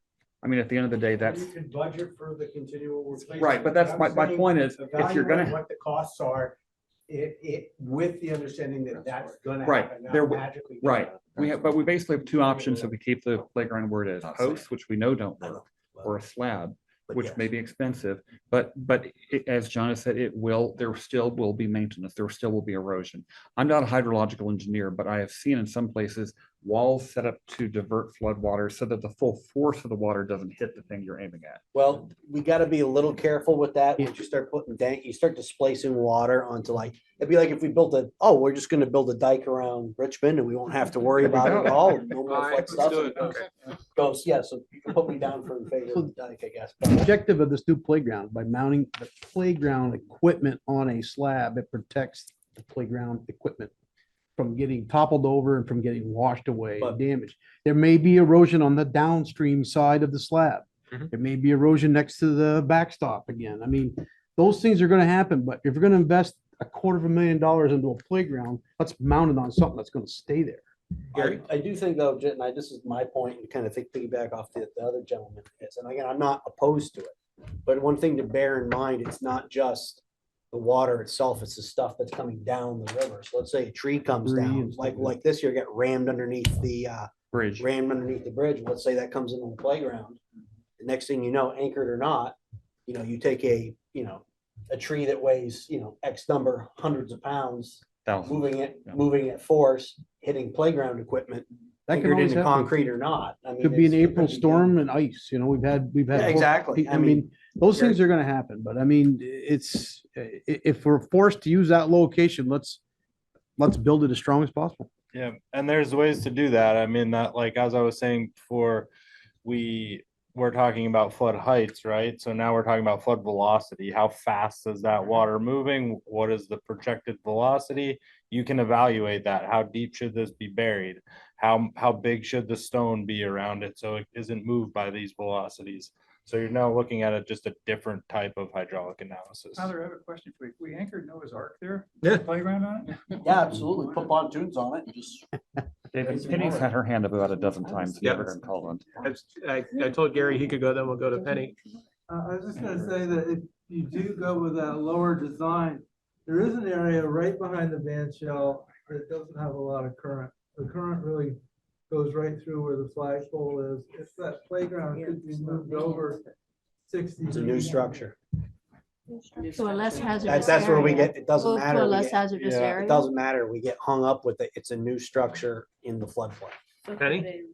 Yeah, I was just gonna also speak to the volume, the rate at which the water is flowing there is higher than it might even be in the middle of the river, because it comes around the bend there, and the downhill slope from the bridge down to where the water crosses and then it goes up.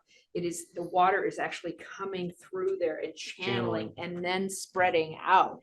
So the floodway there, I would imagine, has the highest velocity right at the parking lot and the playground. Yep. And it makes no sense to me, environmentally, or just, I mean, I'm all for a playground, believe me, but it seems that you were mentioning these rules and regulations, that there may be some reason that it could possibly, the playground could possibly be moved. And if in fact it were because of the flow of the water, So it couldn't the be. rate at which the Yeah. water is. So what flowing. I think I was saying, what I had said, and I apologize if I was confused you in any way, is that existing structures, like depending on what I call this, if I call it a principal structure, right? We're allowed to elevate principal structures on fill. Maybe you could even elevate the playground. Hypothetically, you put enough fill there and raise the playground up out of the BFE, because technically to be up a playground, to raise something up out of the floodplain, you are allowed to do that. It has to be a foot up above the BFE. But again, it's envisioning this for like a house, not a playground, not a piece of playground equipment. And the issue becomes, as much sense as that makes, Gary, of taking it and moving it behind, hiding it behind that Right, or little farther hill, down. it makes total sense. It's a new structure in the floodway. The point of these regulations, right, is to not put anything down there. If you were to look at this if you were to try and build Volunteers Green today from scratch, you couldn't do it at all. Because they want that area to be left free to let the river do what it wants to do, which is expand and meander around. And I understand it's humans, we have a natural affinity to want to be located next to water. I mean, look at any major city around the world. I think you'd be hard pressed to find one that doesn't have a lake or a river or something that's close to it. But if it was deemed worse to remain where it is versus moving into another place. It makes total sense, but it's not in the regulations, So could they unfortunately. rewrite a regulation for the zoning?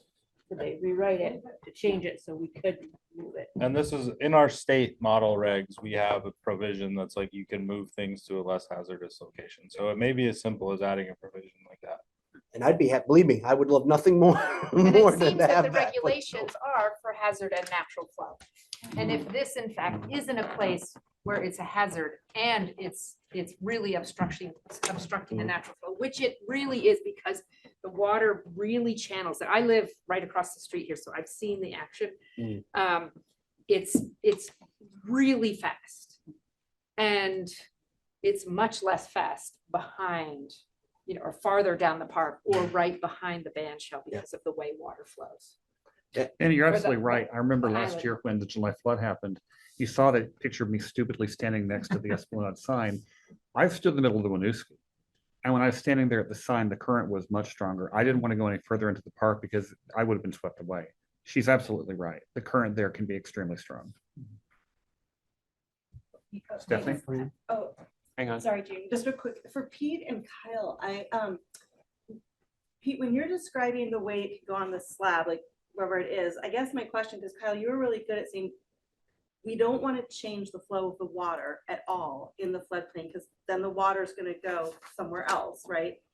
So I'm trying to picture what you're saying about the playground and if it has basically flood vents or something, because to me, I don't want to see a slab of any kind put in the floodway, because then that water, I understand it'll go over it, but it won't completely go over it. It'll go around it.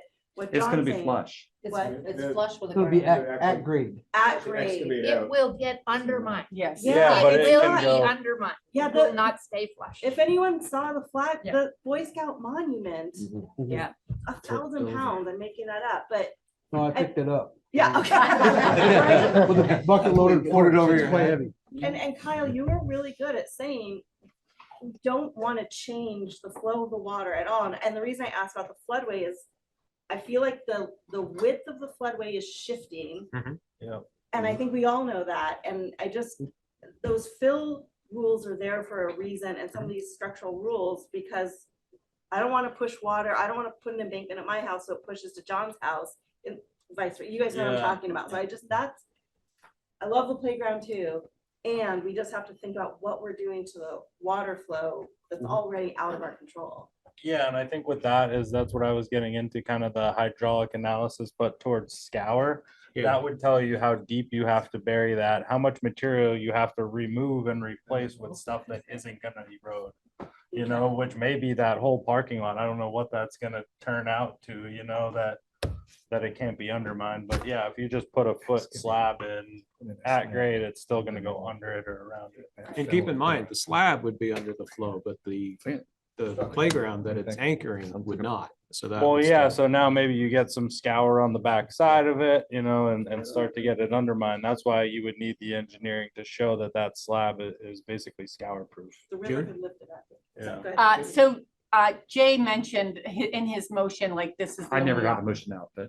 Okay. But you're this close. The only option is leaving it where it is. It is not. And I think that we're losing sight of the fact that there is the option of creating a recreation zone. Pete knows better than most what can and cannot be done in the park, and he's the one that's going to clean up any mess that happens. Yeah. So I think we should be listening to his plan A. Pardon?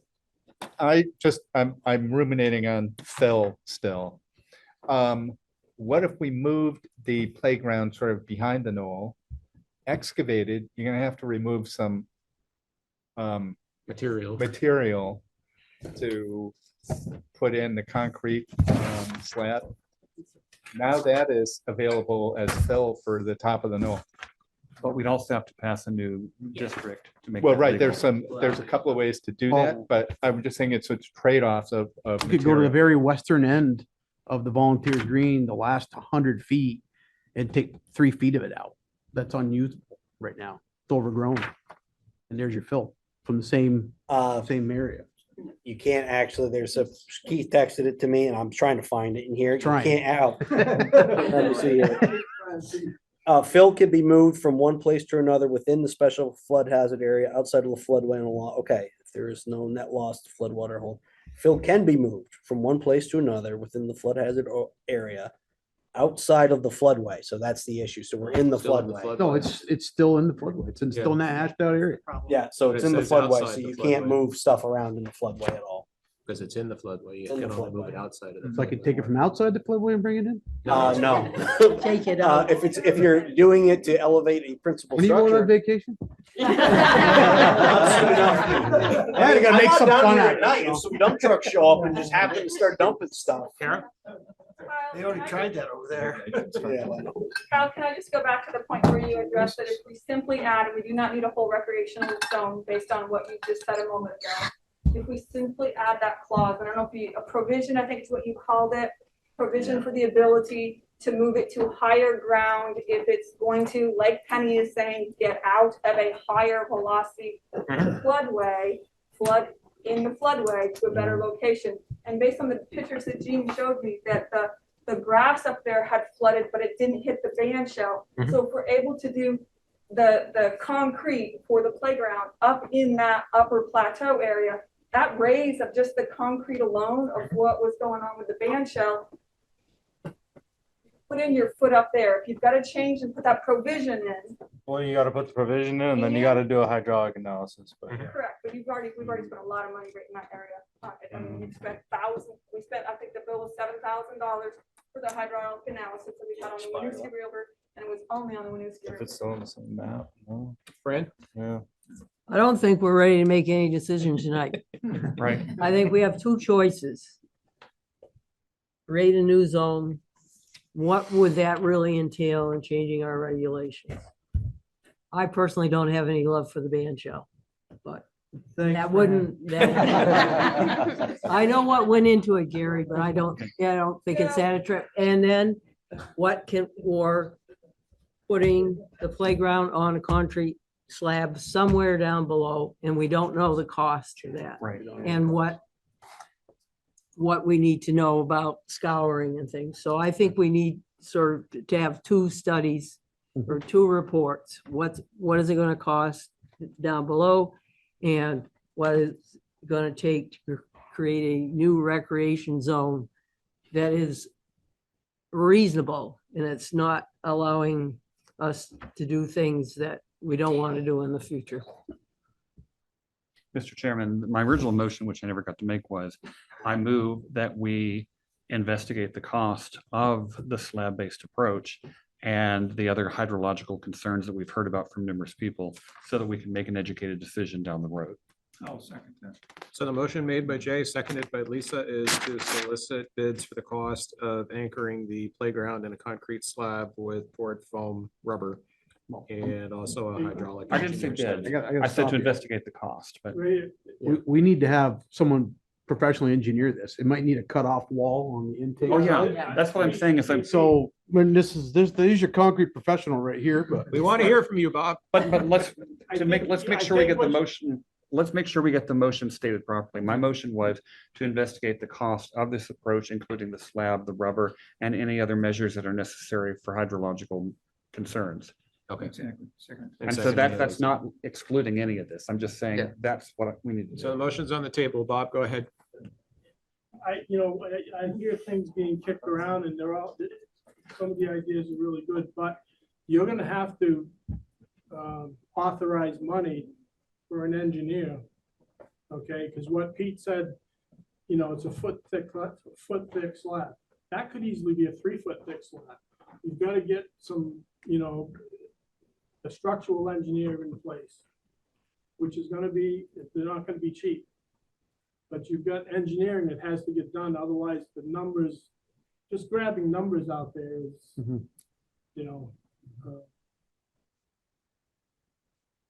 it's false, you gotta spend money to get it proper. I think Bob's absolutely right. The very first step would be to have an engineer submit a basic design that would fit that waterway. You know, whether it is, well, I don't think it'd be a 3-foot slab, but I think it would be a poured in place wall in front of it or anchored. I don't know what it would be, but it could be 3 foot. I mean, Then they should stipulate what force it can withstand. I assume they should be able to Yeah. calculate that, the maximum. erosion force. So, like, you know, it may erode a foot or so in front of it, but it won't undermine. That's what we're trying to do here. Exactly right. If it gets lifted up, it's. Yeah. Once it undermines, then you've lost it. So. Oh, His comment. oh. Aren't we adding an awful lot of impervious surface to the park if we pour an 80-foot diameter concrete slab? Good question, John. Yeah. I saw a bunch of hands go up now. I guess June. I'm just wondering why we would invest that amount of money in a Plan B when we know that the water is going to continue to go through there and we're going to continue to have to do some cleanup. I would rather see that money being spent on how we move all of those things to the knoll so that we're not spending all this money year after year to repair bad decisions. Pardon? I just have a follow-up. When you say all these things, are you including the restroom concession stand? Yes, exactly what Pete was saying. Yeah. Right, I'm just simply saying, and I grant you that we need an engineering plan, but before we go down that road, I would just like to have a back of the envelope. If it's $500,000 versus if it's $55,000, expensive is relative.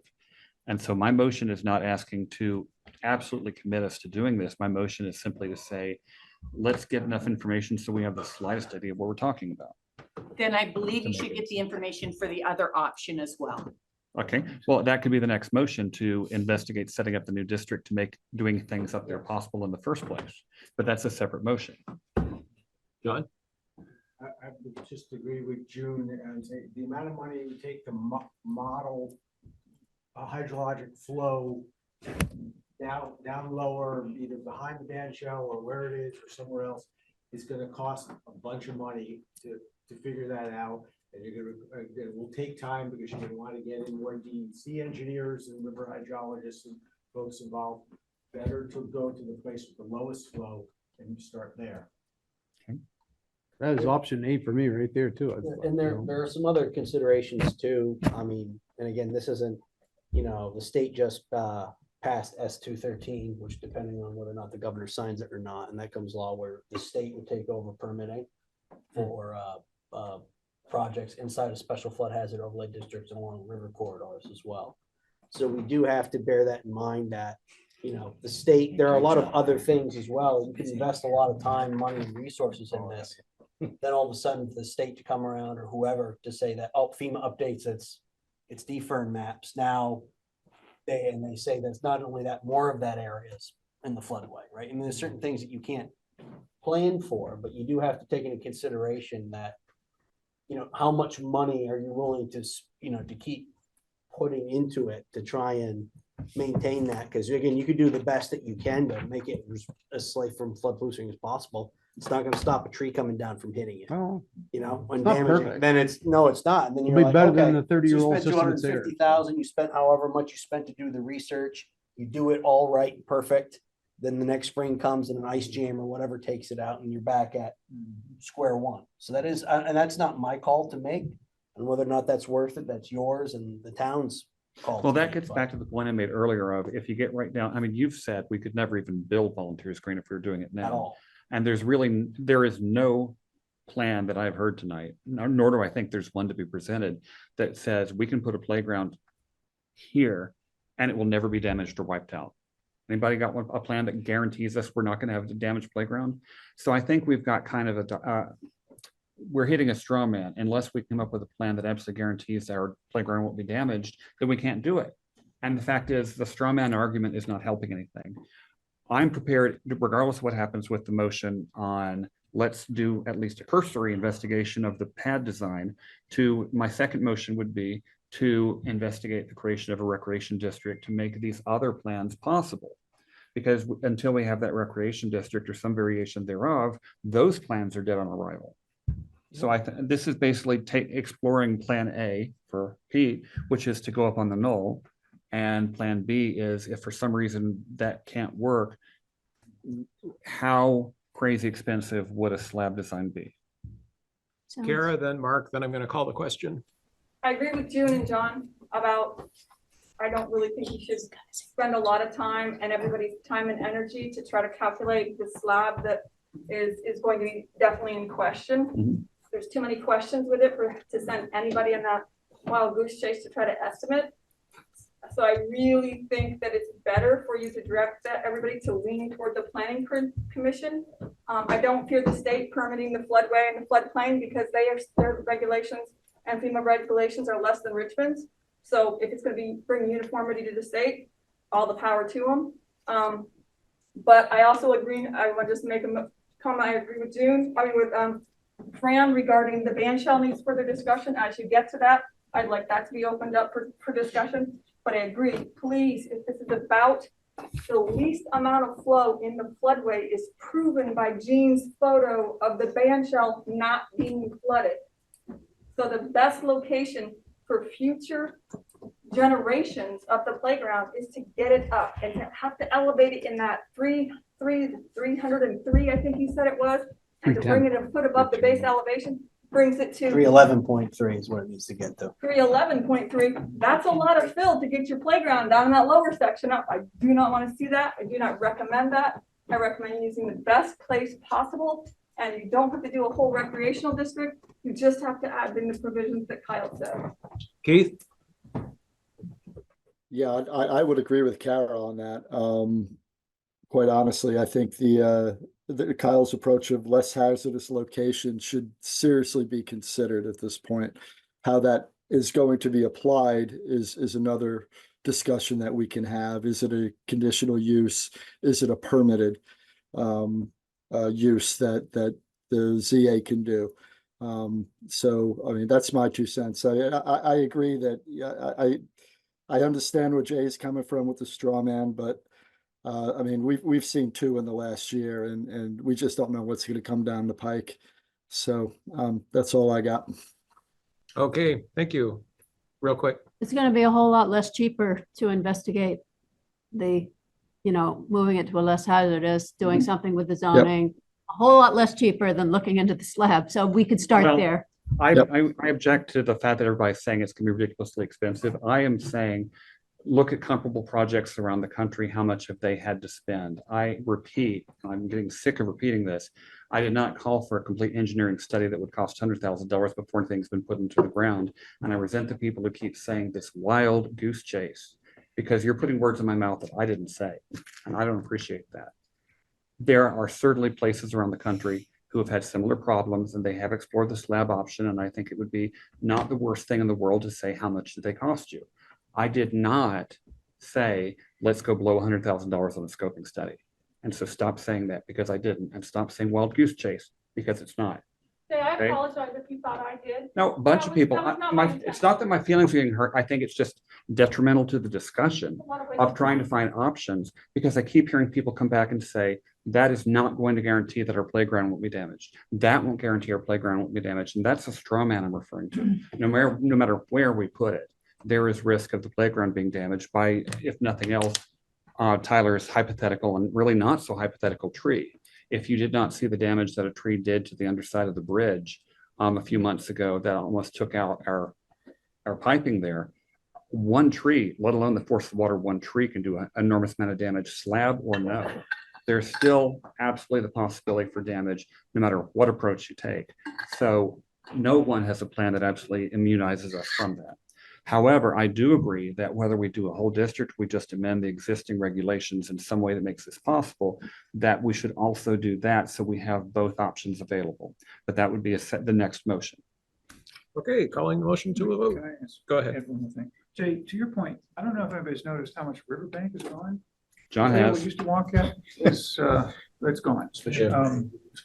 That river will do that some more. And all those trees over there are gonna probably fall down too. It's sad, but that knoll is close to there too.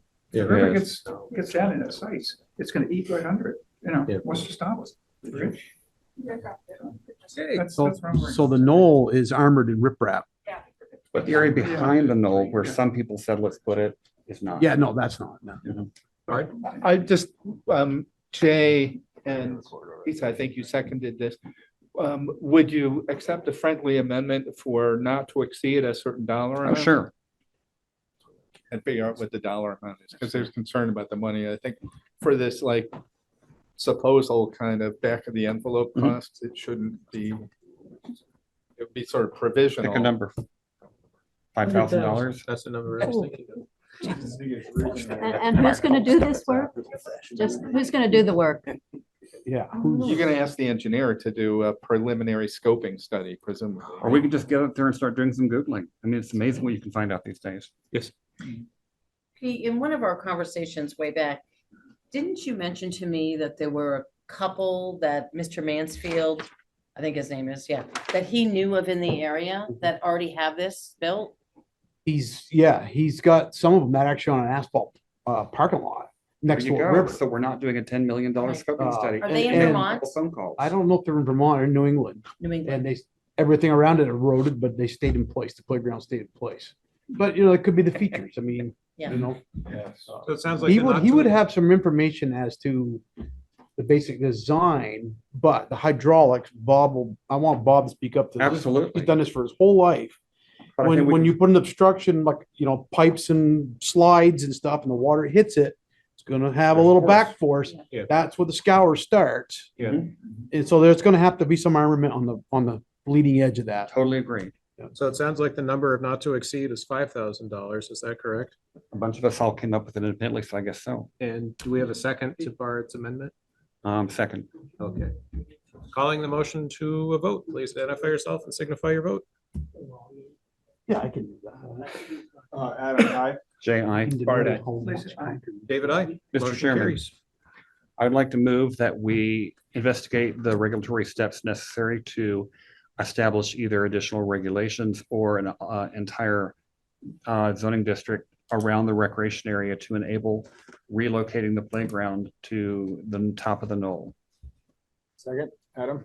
Clarify. I asked for an amendment because I think there is discussion, not just the playground, but the The bathrooms. and stuff. concession and bathroom. The Haven't talked playground, the about them at bathroom. all yet. I know. I Okay, want but all what- of it. For using Something that, else. for using that plateau, I want all of it. I want the town to have, for the next 50 years, have everything they need. That's Okay, the place so to put it, and now's the alter the time to do motion to it. say to move Sorry, recreational facilities to the top of them. Gotta go for it. So, Yes.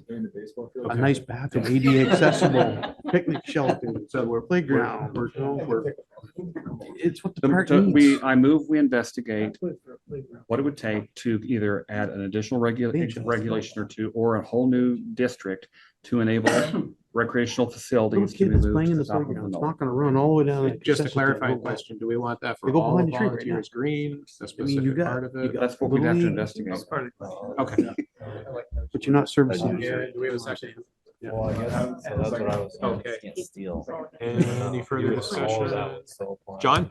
While you're at it, does that want to include a charge to the planning commission on their piece of it? Not to exceed $5,000. A little bit of flexibility. Okay, and to friendly No, amendment it's just time, one of those things. and to our modification subject to your agreement, to direct the planning commission to investigate what it's going to take. Okay. That's the worst I'm gonna anything. Calling the motion to a Planning vote. commission and town staff. And town staff. Real quick. To be clear, Fran, you guys aren't putting any limitations. No. What's a not great? I think we're qualifying all the volunteers green for recreation. Yeah, we're saying, find out what it would take. As long Find as out it's what it wide would open, take. that's what you need. I can't hear what's going on. God. The audio on Zoom's not Order. good right now either. Too many conversations.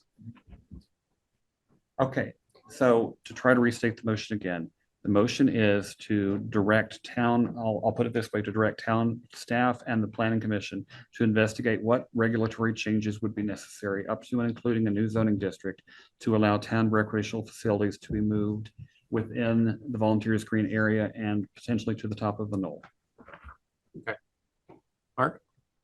again, I just don't want anyone, because you're talking Yeah, about there are no limitations. moved. Like, we could do, theoretically, you could explore anything. And volunteers green. Okay, I just want to make sure. Yeah. That's not limited to just taking what's there and moving it somewhere else, or Okay, maybe no. adding stuff or taking stuff away. functionality, not physical. Yes. Right. Calling the This motion to a including- vote. I just wanted to ask, is Go ahead. including looking at other non-hazardous, less hazardous sites that is not on the knoll, We have none. like behind? That's all the volunteers green. Yeah, I said, it's Okay, I all just wanted to be volunteers. sure. Okay. Okay, so motion's been called. Adam, I. Jay, I. Bart, aye. Lisa, I. David, aye. Motion carries. Now the Okay, crabapple trees. Well, we've kicked that's all around, part of. kicked our way through the agenda. I think we are on O. Can anything be done to make the current restrooms more flood resilient as well as a handicap? Well, no, we didn't do N. I was actually not joking about the crabapple trees. If the playground structure can be moved up to the location of the bandshell, should the crabapple trees be removed and replaced Denise? with a small pavilion or restroom facility? Okay. In my opinion, they would have to be removed. Does anybody here want to speak on behalf of the crabapple trees? Are you talking about the ones on the top of the island? Mhm. Or the, what do we call it? Pavilion. Yeah. I mean, That's the the plateau. plateau. Plateau. The ones that are by the Ladsat Memorial, anybody know where that is? Yes. You know about the rotted benches that are, nobody can sit on? Yeah, so. Crab apples that got thorns sticking out of them everywhere, that, yeah. Those crabapple trees for now are gonna be pruned. Yeah. In a couple of weeks to look 28th. better, but I was instrumental in the planting of those crabapple trees 42 years they're ago. beautiful if you do them every year. Well, they're really gonna be pruned like they should be, by, arborists. But I've spoken to the family for which that whole area was designed. And they have no problem with us doing John. what is necessary, to use that area. If we have to cut the crabapple trees, fine. That's not all right there. So you really need that entire plateau to do everything that I propose. You need that whole plateau. That includes removing some of those pin oak trees on the far end that have overcrowded that bank and can't get one blade of grass to grow. Well, That's another discussion that's beyond the bandshell. Well, they're not, maybe not pin oaks. they're Norway, maples, another mistake. Yeah. We When learned a lot. When we planted them, that they were invasive. Yeah. There's something in the roots of Norway maples That kills grass. that kills grass. Kills all of it. There is one tree gonna be This is not a going. place to have, open erodible soil, so, you would need that whole plateau to put in basically a pavilion / restroom, which would have an open area underneath with picnic tables, which could also double An as open area underneath the restroom. restroom on one end and open picnic area Got it.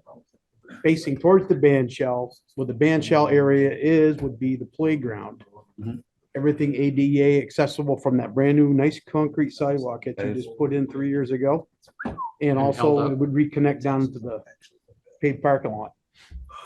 Those crabapple trees and stuff would have to be either relocated or removed. You'd have to use, the water and sewer is right there to connect in all the facilities. Yeah. We're getting ahead of ourselves a little bit, trying to figure out what we're doing. If we can use that plat. Yeah. Letting the planning commission and Keith and Tyler and Yeah. everyone do their thing and figure out what's feasible is gonna be the first step. I mean, before we get to a site plan, we're planning on like a few specific things, to know if we can do anything. So. So that we're was the ready? question on here, is about taking those out, so. Are we ready to move on to O? Oh, yes. Okay, can anything be done to make the current restrooms more flood resilient as well as handicapped accessible? So we can't put them on stilts because then they're not handicapped accessible. So Pete, why don't you briefly walk through the problem with flooding with the way the restrooms are now? What do we have to do post flood? What's damaged during the floods? So floodwaters is full of silt.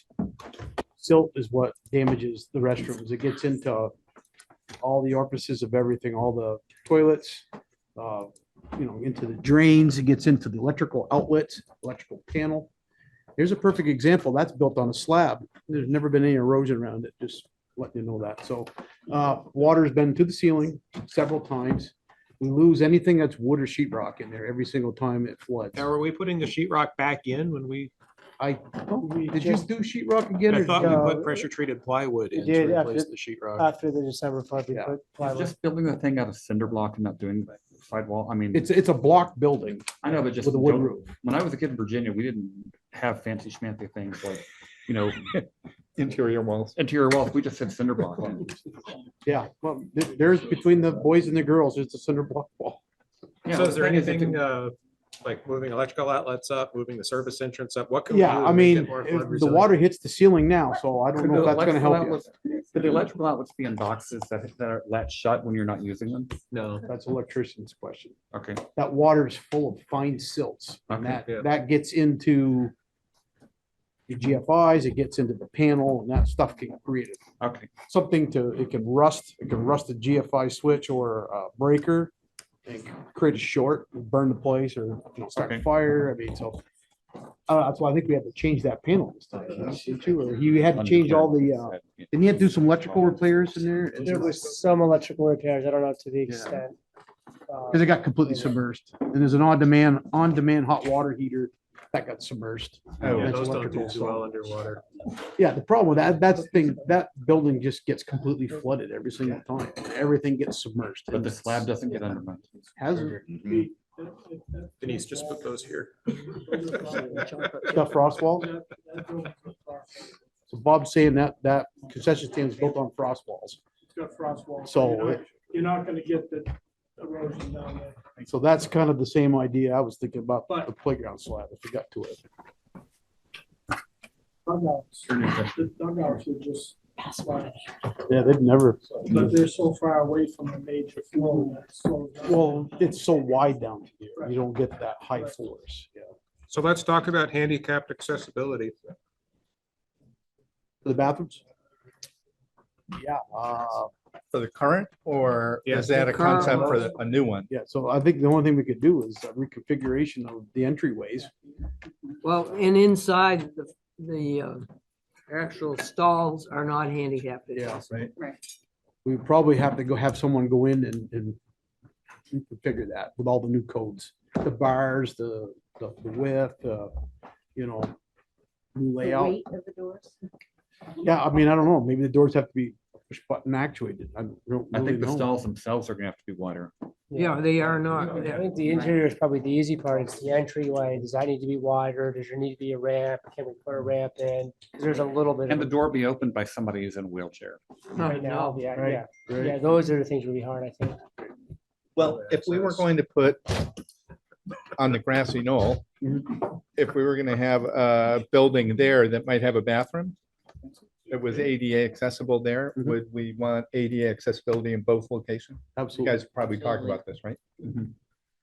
So isn't the way to proceed is to have somebody actually go and look at it and measure it and say, this is what it will take?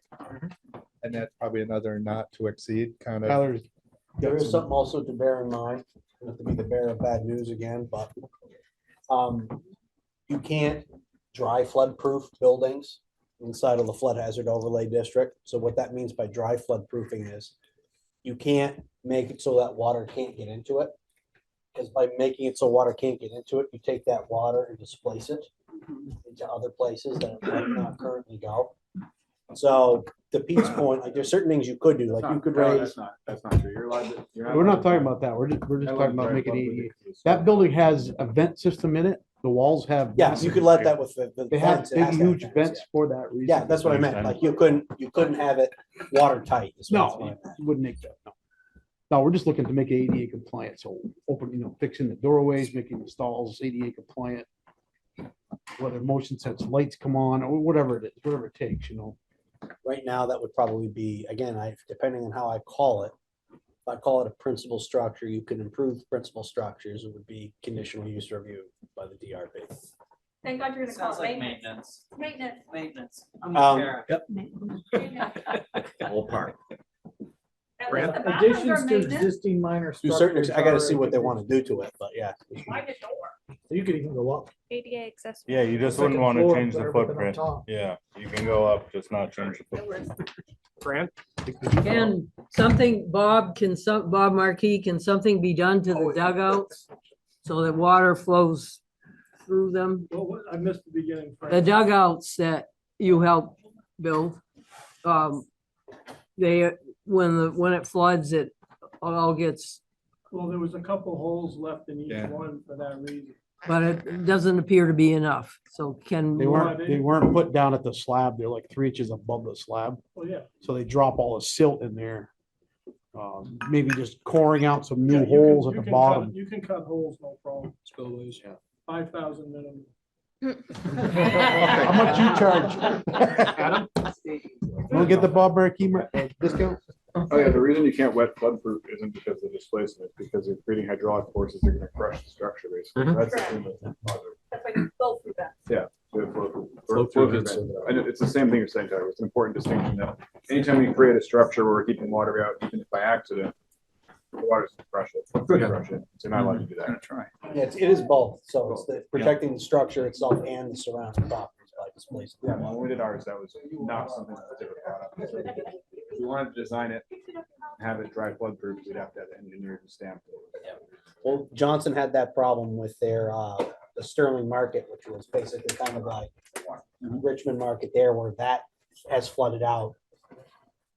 In my lifetime, at least almost probably 5 or 6 times. Oh, And yeah. they have these rubber louvers that actually will go over the door and are meant to seal, to be quote unquote watertight, to keep the water actually out of the building. They really don't like that because again, to that point, it does put a lot of stress on the building and that Standard water is gonna go somewhere. Yeah, standard building's not meant to hold 4, 6, 8 feet of water back. Especially if it's moving. But back to our concession stand, it's fully vented, so it's gonna suck up every ounce of water that goes through it, so. So any other discussion as far as flood resiliency or handicapped accessibility with the restrooms? Are we ready to talk about the trail? Well, initially, when we started last October, I talked to someone about it. There's been requests for a trail around the inside of the park, in a way, along the grass edge. That would be work for strollers, bikes, wheelchairs, a different kind of trail than the trail that keeps getting eroded on the edge, which a lot of people use but this would serve a different crowd. So I thought Tyler said that you would okay a sure pack trail. I could do that. So, and I wrote a memo to Fran kind of outlining a lot of, because we talked about a number of different things in that memo. I've kind of cannibalized a little bit, but basically the gist of what I said here is, again, that broad definition of structure, assemblage of materials for occupancy or use is kind of what keeps tripping us up. Now, recreational paths are allowed, provided they don't have structures on them. Now, what is a structure? Well, assemblage of material for occupancy or use. So, okay, how do I parse that? So basically the best I could kind of come up with is the less structure-y the trail can be, the better. So what do I mean by that? It's like, if it's dirt, if it's made like rocks, like some natural materials that could conceivably be there, I can kind of get away with saying, okay, this is a trail that doesn't have structures on it. Once we start paving it, if we put footbridges on it, you put little, a bridge, anything like that. Now we're trending into that structure territory where you're like potentially undermining it and like some other stuff. It's a pain, but I mean, I'm all for, I think you could do a trail in there. You're just gonna have to figure out, and again, it's the issue is it's the floodway. That's the problem with it. If this were just in the floodplain, much easier to deal with. Karen? Oh, sorry. I'm not looking to have any bridges. I'm not looking to have anything else. I am looking to have a at-grade paved surface for excessive accessibility issues. We have trails all over this town, but my 86-year-old father could walk on a paved surface and not a sidewalk because those are uneven, but a paved surface around that park. I'm very passionate about this. I think if we can pave a parking lot, if we can pave a road, I think we have the ability to pave an accessible walking path for people who are either in a wheelchair or have accessibility issues. And I'm gonna push hard for this one. And I'm gonna ask if we're gonna look at zoning regulations to make sure that we can do something, I'm gonna push hard. And I'm gonna say, if I need to have a lawyer help you draft it, I will put up the money. Because to send somebody who pays property taxes in this town to go to another town to be able to go for a walk is disgusting to me. Yeah, and I think, you know, if we could have something like that, carve out, you know, that exempts pass from that, I'm fine with that. Thank you, I appreciate that. And the sidewalks are very level and new and awesome. So- Across driveways. Thank you, not Penny. safe. So I've often wanted to trail there too, not because I can't, I mean, I go out and walk on city streets in the dark, in the rain, but not everybody's stupid like me. I've had a lot of people tell me that they are elderly or mobility impaired and just do not feel safe walking on the side of the roads. And they're not even very good on dirt trails. But on the other hand, John Cart, who's got his hand up back there, has had some pretty compelling stuff about how a trail day would cause the end of Western civilization. So, John, if you could just repeat what you said a few meetings back. I'm all for a paved path somewhere to make that people of any use can use. I don't think it makes any sense to put it in the floodway. To pave it, you could pave it perfectly, you can make it nice and deep, you can make it nice and strong. The edges of that thing are gonna cause scour, it's gonna be undermined, what we're gonna get is a race to the bottom where not only people that are handicapped won't be able to use the park, people that have fewer handicaps won't be able to use the park because it's gonna erode. I agree with John. We've seen with the last. You're next, Judy. We've seen with the last two floods as well as previous ones in 2019 and 2011. At the edges, that's where the scour starts. It starts, you know, we had a well-packed path that was third base on the nearest baseball field became a trench. The beginning of the access road into the park, just by the playground, we lost a couple inches of gravel there. If those things aren't sure packed or hard packed, then and they couldn't withstand it, they're putting a long, narrow, linear path through the middle of the park where there's higher flow. It ain't gonna last long. And so if you're gonna do it, make sure you put in enough money to rebuild it every time there's gonna be a flood. Judy? Yes, I agree with everything John said. I think when you put a paved surface in a flood zone where you have moving water, that makes a target for the water to push against and resist and gouge everything out from around it. Just look at the newly paved parking lot. I went there the day after the flood and you could see where the water had done exactly that.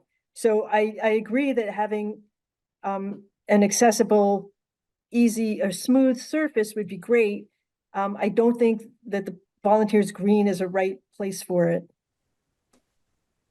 Thank you, Judy. In the back? To me? Yes. I'm Jessie Heiser, and I'd like to say that even if it's determined that, you know, or that there are different interpretations or changes that you make to zoning, even if those things are possible, it doesn't mean that we should.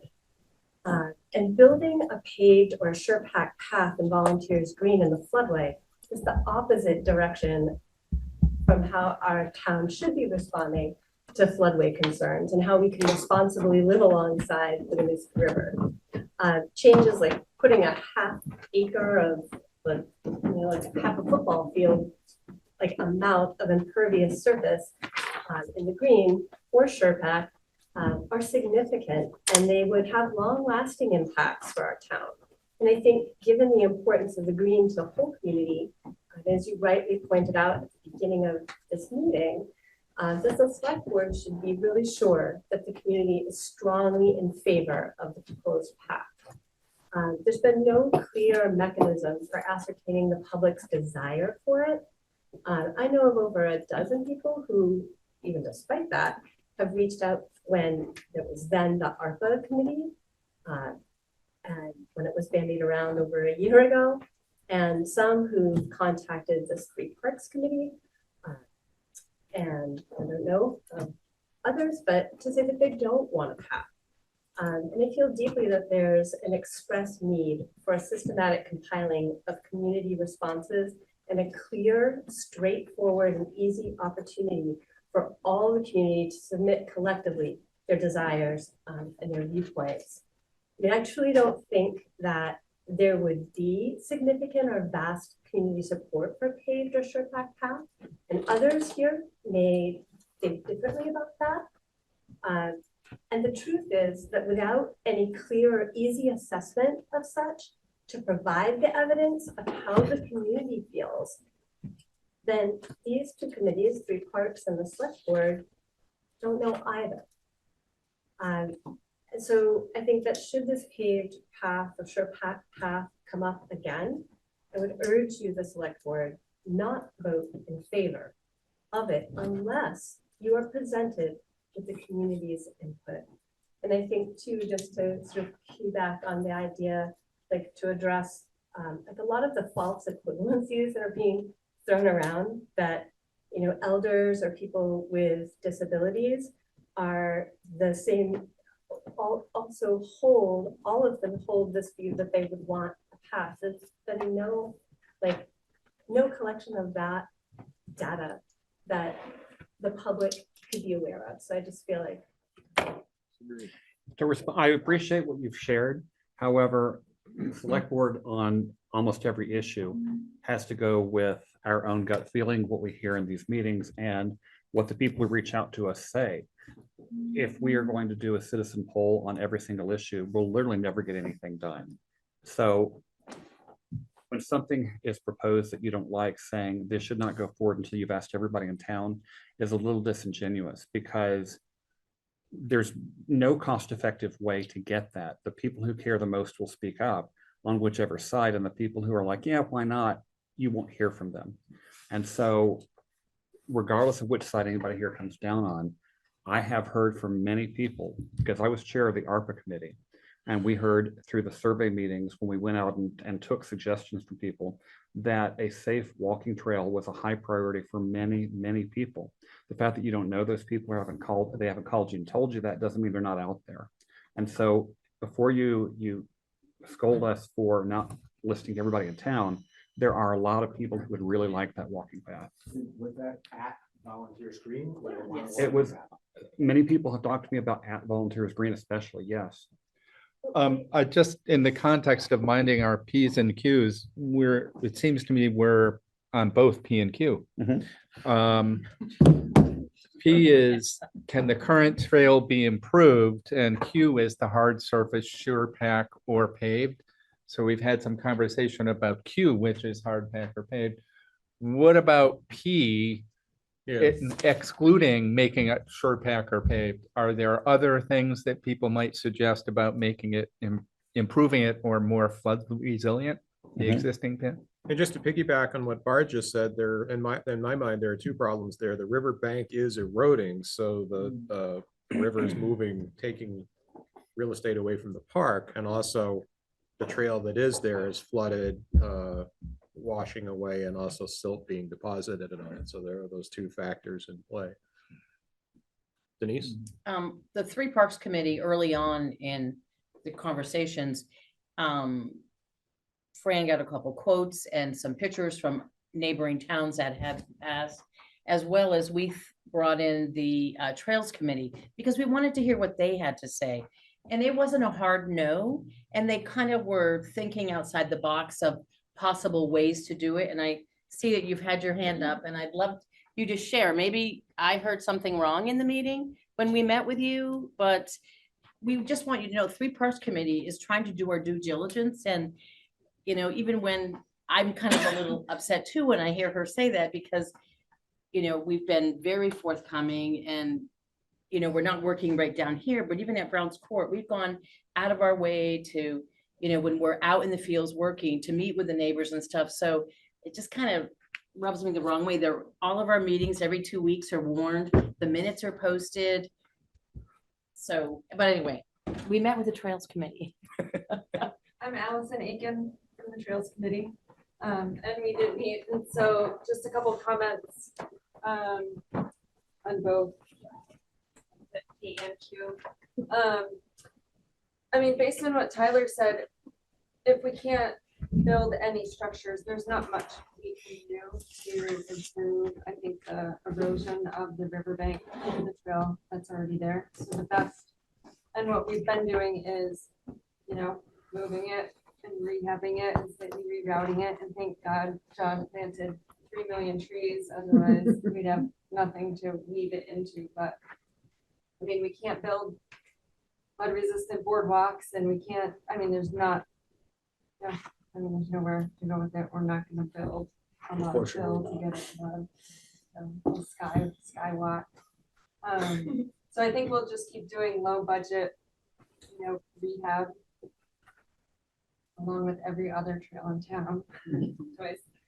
And then as for the paved SurePack, I mean, we talk about this a lot in the Trails Committee. There are not very accessible trails and paths in this town, and it is because we live in a valley, and so that leaves us with hills and a floodplain. And a river. Right, so where could that possibly be? So we talked about Browns Court potentially being a nice venue. It'd be much smaller in terms of, I think it was like 3/10 of a mile, something around that. If, you know, just that's one area that's flat-ish, that's not in the floodplain. There is a SurePack path up at the schools. So if someone in town wanted to not be on sidewalks and wanted to be on something that wasn't, you know, the Preston Loop, there is that SurePack path up at the schools that's at the moment an option. I think a lot of people don't use that. Some people don't know about it. So if you're looking for something smoother than the sidewalks and less steep than everything else in town. But it's on our radar. So if anybody knows of a tract of land and some landowners that want to donate, that's not in the floodplain, that's not, you know, significant elevation, we highly support that. For me, it was about the inclusivity, and that my father could be on a paved path and actually be able to watch his great grandsons play baseball, because he could have access and he could be part of the park and part of what's going on. So for me, the accessibility and the inclusivity was part of what I was looking for, so we could have 4 generations at the park at the same time. That was one piece. The other piece, on a totally separate note, was the actual trail that exists right now. I know the town riprapped the portion up near the bridge to protect the infrastructure there. I know across the road, Gary riprapped his side of the riverbank, and I know you've riprapped over near the Wellhead. Waterhouse. Yep. So my question is, has the trail committee considered having any requests for riprapping to protect the riverbank from erosion along Volunteers Green to protect your trail? Is all in that. I don't know if you have or not, and I'm not trying to tell you to do so. I'm just asking, since we're protecting infrastructure with riprap along the river, is that even an option for the trail? Yeah, we've talked about it. Nothing's come of it. I think one of the concerns was how much of the river do you do that for? You know, I mean, the river erodes things because humans build structures and don't want it to go there. And then it keeps damaging and keeps damaging. So at some point we might learn not to keep putting stuff in its path and then being bummed out when it's destroyed. So, I mean, I can bring it up at our next meeting, Trails Committee, and if anybody else has any thoughts, who knows more about that than I do, but it just seems like, at what point do we say that's enough along this riverbank? So one thing you mentioned that I just wanted to clarify that has come up in a number of our conversations is what they have at the school and whether that's kind of a supplement to kind of plans and what we can do. And I just want to make a point of that.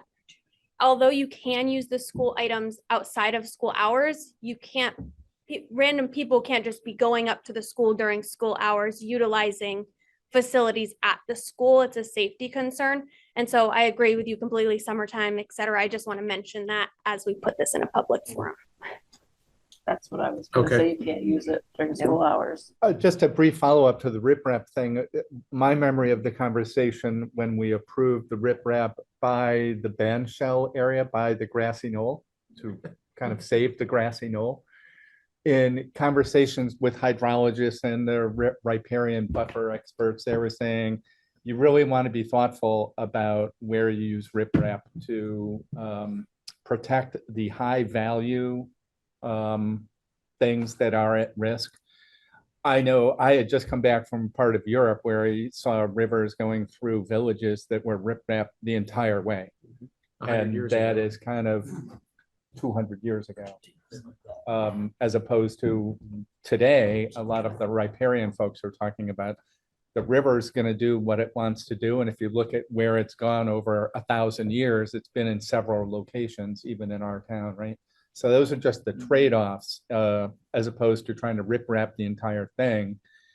And some conversations about, well, if you rip-wrap like a quarter mile, it speeds it up so that when it gets to the far end, it's going faster. So for what it was worth at the time, some years ago, we were discouraged from doing a whole lot of rip-wrap, which is also pretty expensive for what that's worth at that point in time.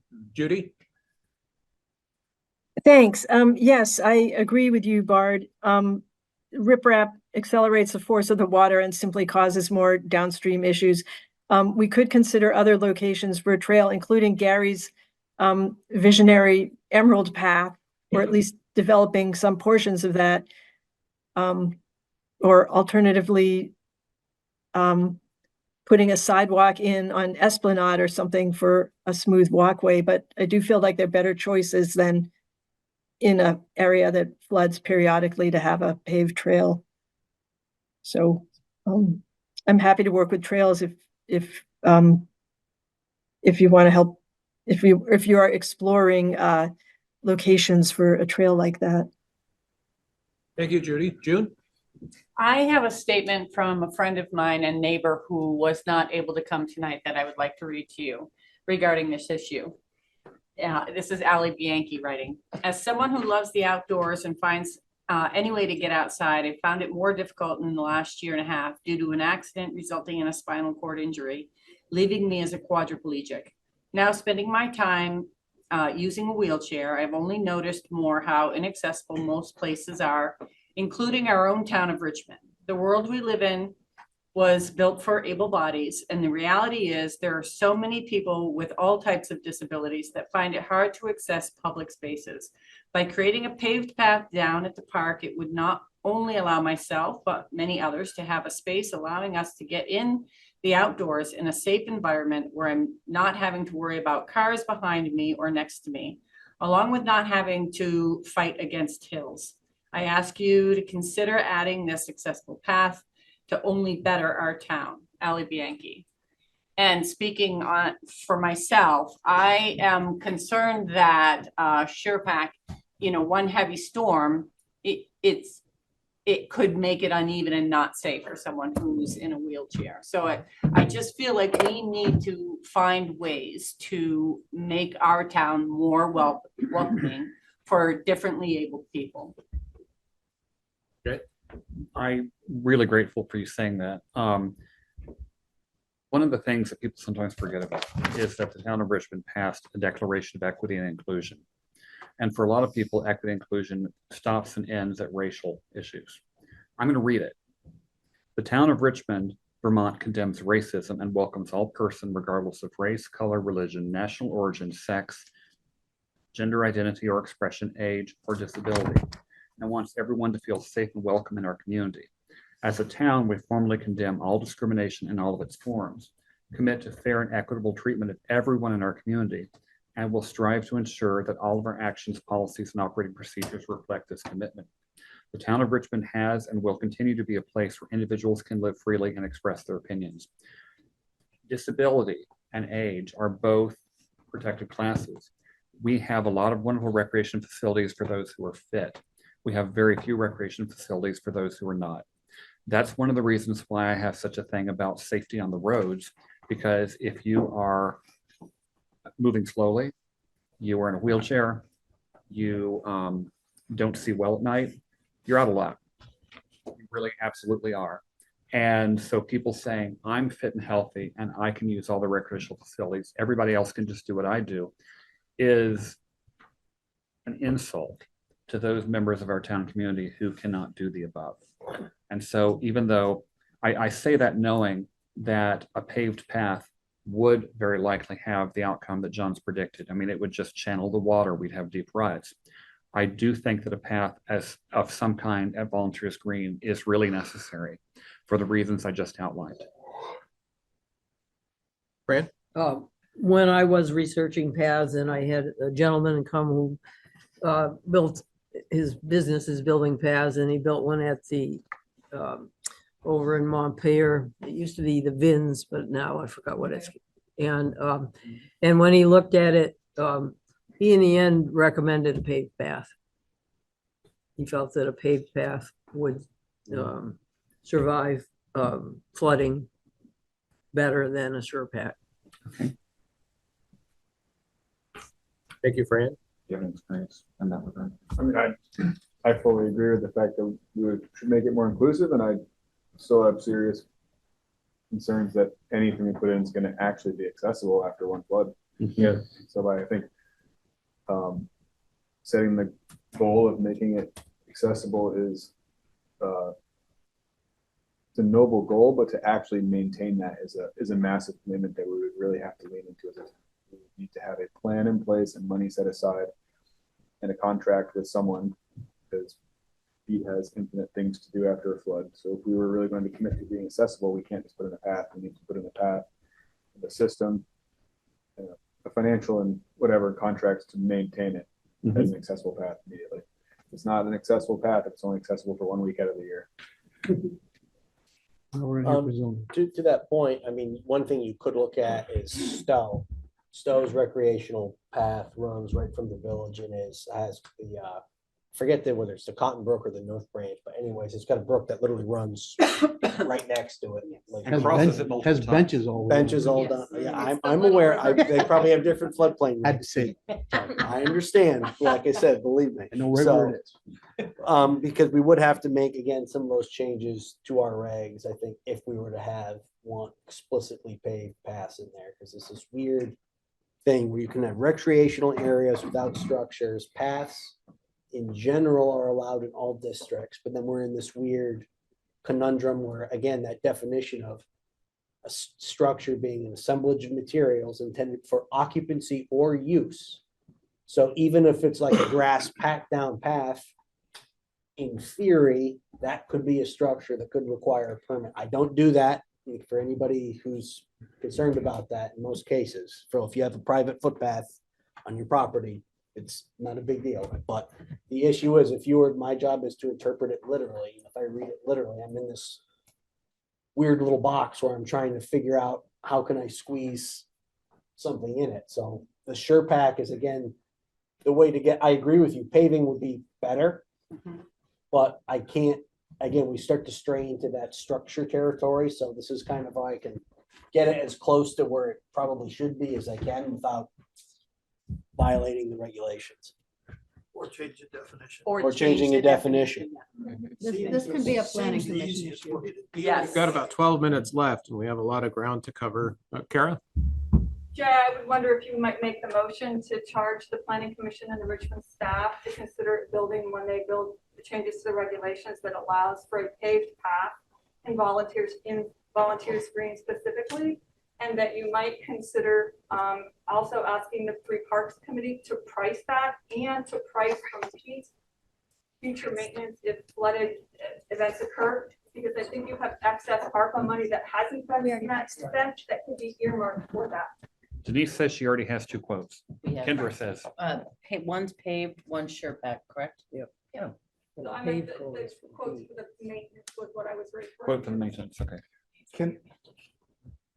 So unless we do it for both, Can you give me ballpark what the difference in cost is for SurePack versus pavement? I didn't bring my numbers tonight. Well, so for me, part of he's thinking not just what the cost is. They were quite similar in price, if I recall, and they were about $50,000 off the top of my Well, head. because one quote was from Pete, Yeah. so what we didn't get He works was, cheap. yeah. Well, but You should be happy. we didn't get an outside quote. So where I'm going also is not just the installation, but we've been through this with the baseball field. So now you got to go in and do work. What was that, $15,000, something like that? So those are the things we're in for, presaging or. Just prepare yourself. Anything you put item. in moving water, potentially you're gonna be dealing with it again. And which is more difficult if you go in and like have to repair it? Is it paving or SurePack? Probably the paving. You just gotta cut a section out, regrade it, and then, reapply it. But the benefit, like Kara says, now you've opened this up to all accessibility, which, And SurePack is not smooth enough for like a well, wheelchair. not really. It's like, unless, who's gonna grade it? Who's gonna rake it all the time? Right. We're gonna send a highway down there with a bunch of rakes? I mean.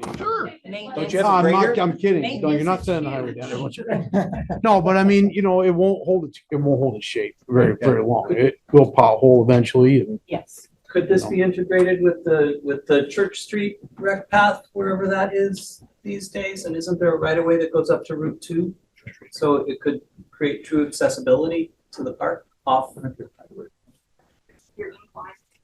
That's been gobbled up by private land. That Church Street walkway, the access to go to the back door, yeah. That's, we walked that a while ago with the. It used to be planning commission, ours. and it was, yes, it did. Yeah. Now it's gardens and fences. That would be awkward. Yeah. John? I'll just say, the select board has been trying to work through solutions for Cochrane Road and the demands for access on Cochrane Road. Find a way to put a path there. You're not gonna have to replace it every couple of years from floods. 10 million. That road. Unfortunately, the quote we got on that was 10 million. I'm not in the meeting. Again, put it in volunteer screen, it's gonna disappear fairly quickly. Well, I don't feel like making the motion because I can't begin to think how to say it.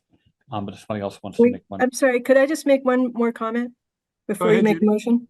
Yeah, so I'm just wondering, I noticed during this discussion, there was a lot of concern about the cost of constantly replacing the playground, which is the argument for moving it up to the knoll. So then why are we trying to build a permanent structure in an area that's going to be repeatedly flooded and disrupted? Like, that just doesn't make sense to me.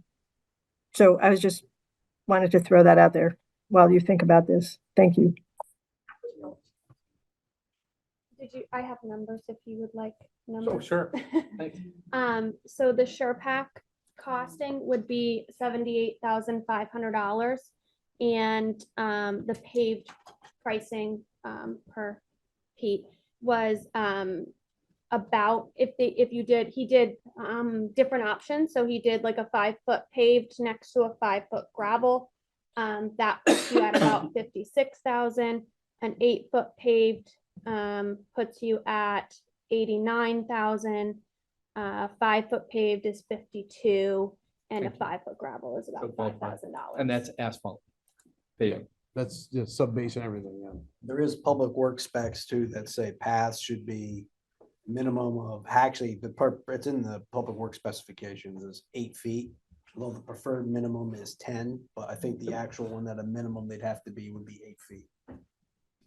But you gotta be careful, is when you hit 10 feet, you invite cars. Yeah, well, it's just one of those, that's what's in the public work specs for I paths. think that's why Pete had said originally it was 5, because I knew from Pete's stuff originally it was 5 feet paved with a side that was gravel, so that you met your standard of how big it needs to be, but you didn't encourage cars to be on it, you only encouraged pedestrians.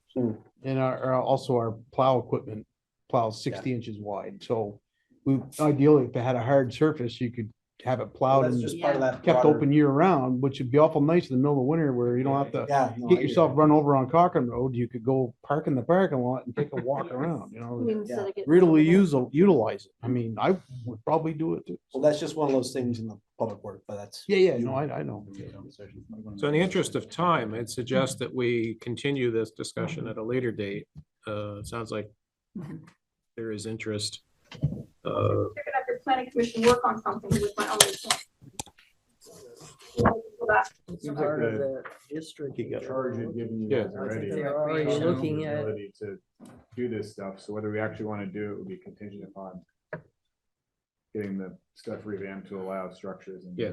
That's a good point. Right, so what So- they're already doing is gonna allow us to do it or not, whether Yeah. we choose to do it, decision for another date. Well, the directive here might be more explicit about what would it take in regulatory changes to allow a paved path to exist. And it would be in the floodway too, not the floodplain, right? Right. So that's Right.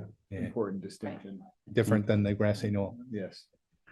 The grassy knoll is also in the floodway. Second most notorious grassy knoll in US history. Moving on to R, should the fields continue to be made available and playable for baseball, softball, and soccer? Yes. Yes. there was just, I put that in there just whether there was an when it does flood, do we end up with any contaminants that we have to worry about? We certainly end up with maintenance.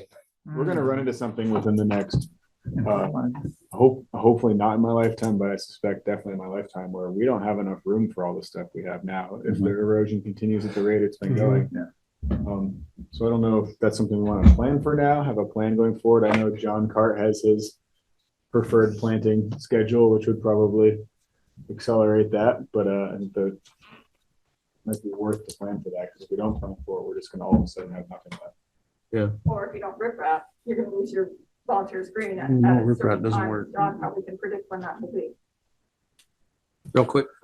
Yeah, so from a good news from a permitting standpoint is that you can do new drainage or channel management projects and dam or bank stabilization projects that requires conditional use review from the development review board. So you would not have to make any changes to the regs right now to do that. The town would have to apply and the development review board would review it. And obviously Kyle and the state would weigh in, but right now that is allowed use, so.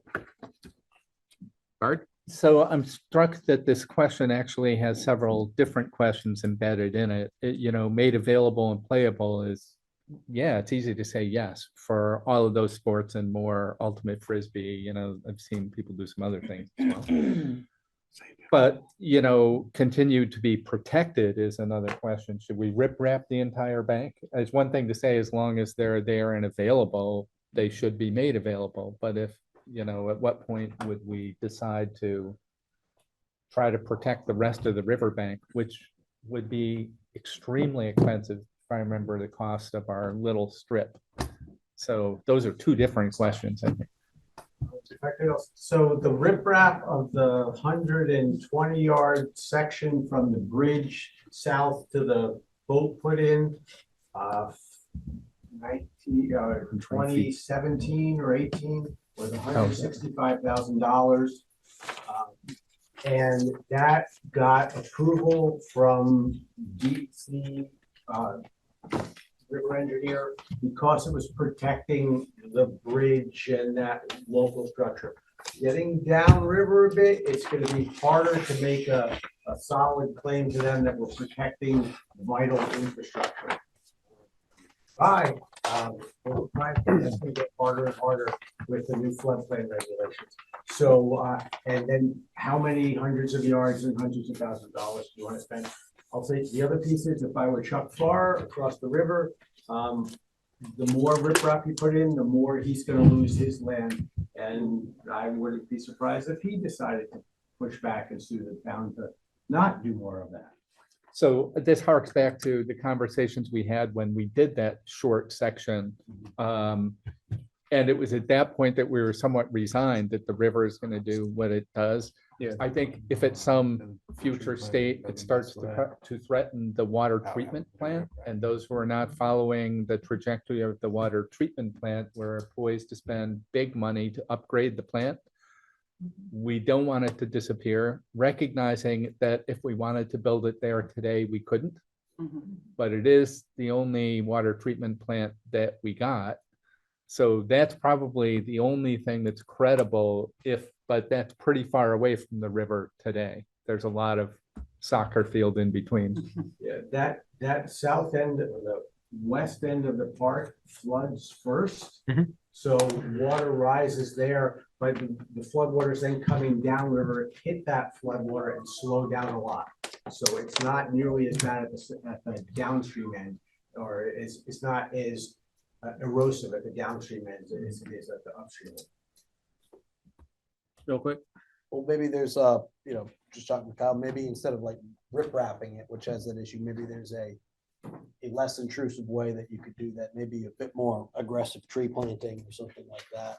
Something on a more consistent basis. I mean, as a general rule, you see that right now. I mean, I fly fish quite a bit, and I was actually fly fish before I came down here today, and it's pretty crazy. Even when you come in by the that first, I forget the name of the trail, but right across from the cemetery, you go down there. I mean, the bank's like this, and it's cut right there. And those trees are doing a pretty good job of holding it. But you look across, and there's areas that don't have any trees, and it's just getting sloughed all over, getting undercut. I mean, you could invest more in more aggressive tree planting possibly, and have the same benefit. Maybe not as good as riprap. It might take more time, but maybe there's ways to protect it that don't involve channelizing it. Kara? On River Road, they kept doing trees until they had to put riprap to protect the road. So you do as many trees as you want, but across the river, across from the volunteer screen, the riprap was allowed to extend much longer down than what the town did on their side. So somebody else was allowed to protect their property, but the town can't protect their asset. I question that. Guys, the Winooski watershed is enormous. It is. It's enormous, and we are not that far from where it enters into, where the Winooski River enters into Lake Champlain. It's a lot of water to control. It's not the little river up in Stowe where the bike path is there.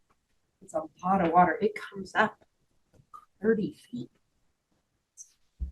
That's a lot. I wonder about riprap and just those big eddies along the path, not the whole bank, but just to stop that scouring force. And I think I've talked to you about that once, John, but I don't think we can completely stop it. You guys, No, but it you would- guys know where the teepee is along 89. That's an oxbow from the Winooski River. Yeah. That was once that water body in there that sits on the north side of I-89 was once part of the Winooski River. Okay, Did this moving answer on. your question? So we can't control. That is was what I'm more of gonna a say. philosophical question Yeah. and worried about contamination when it floods. Is there anything that we have to worry about of the soil? Are you after thinking each of flood? like phosphates or the clay or the paint? or- Chemicals? PFAS.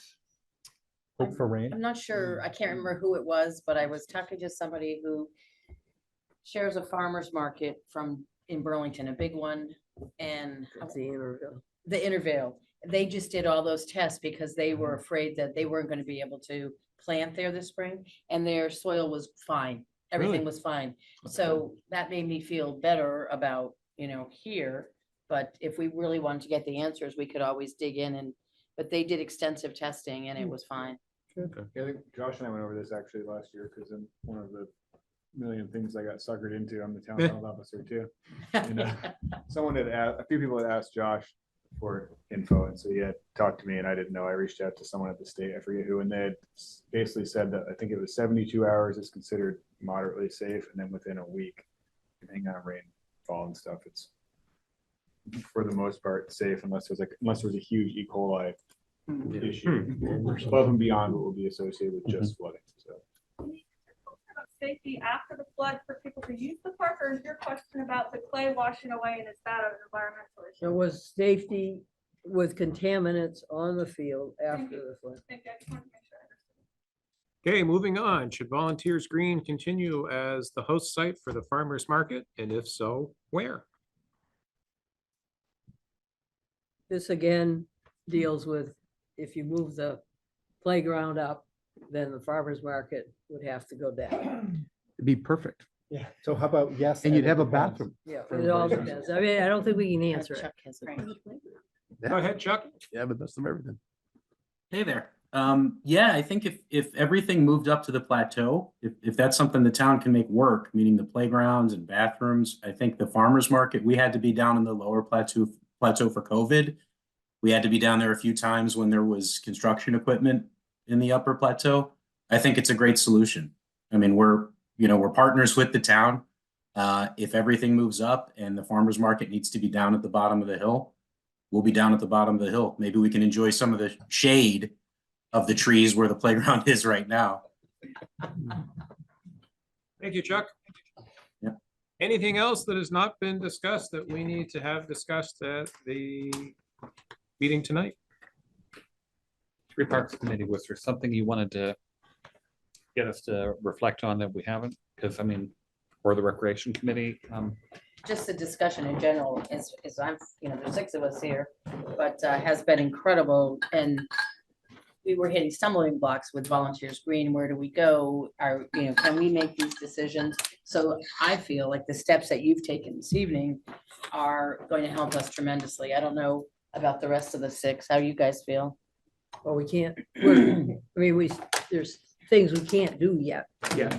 But we're headed for some. We identified the next steps, so Yeah, that's what we needed to do. Jeannie was part also with the Recreation Committee. She was our liaison with the Recreation Committee. And before they disbanded, they came up with and received many bids for the new playground. And so that's all ready to go. We just don't know if it's going to go or where it could Or where it's go. going to go. But she's done all the legwork on that. Just one kind of not holding anybody to any timelines, but just so that we understand for like our planning purposes, a range of time, and maybe we revisit some of these motions that have already been made in terms of maybe how long the planning commission needs to kind of ruminate and things like that, just so that we don't start bothering anybody preemptively. Just as a better idea for time, because we have a set timeline, right, for you guys of the October. That's some wiggle room. So just want to make sure we're aware of that. I just want to say thank you for allowing public comment during this hearing. I know you could have posted the public comment. I know it could have been a work session.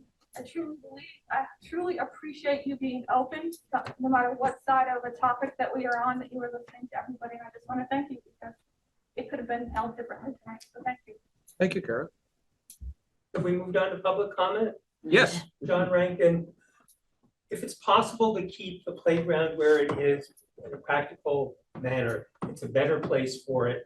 I was just looking up the leading cause of death, accidental death among children in the United States. Number 1 is traffic accidents. Number 2 is drowning. I don't know if this has been discussed already, but moving it closer to the river, moving it closer to the road, it's easy to say, oh, parents just watch their kids. But if you go down there now, they're not. So it would be best if it could stay where it was. Thank you. Thank you, John. Yes. We have suggested a fence around it as well. Yeah, that was all part of the plan. Shrubbery, some type of blocking. Yeah. They can climb it, they should know better. Any other comments before we adjourn? No, but thank you. I have one more final comment. Go ahead. Whatever is decided upon, I want to encourage our town to make sure that we consider the maintenance and upkeep of whatever, whether it's a structure or a path or like not only the expense of what it would cost to maintain it, but who is accountable for taking care of it. Because having lived where I live in for 25 years, I'm sad that sometimes our properties aren't taken care of. I'm not talking about mowing and that nobody cares. I'm just saying that designation look at this building is a good example. Right.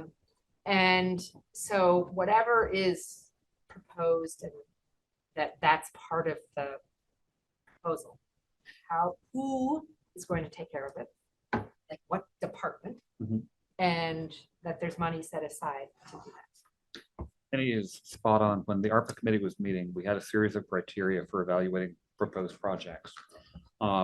We took a lot of input from a lot of people.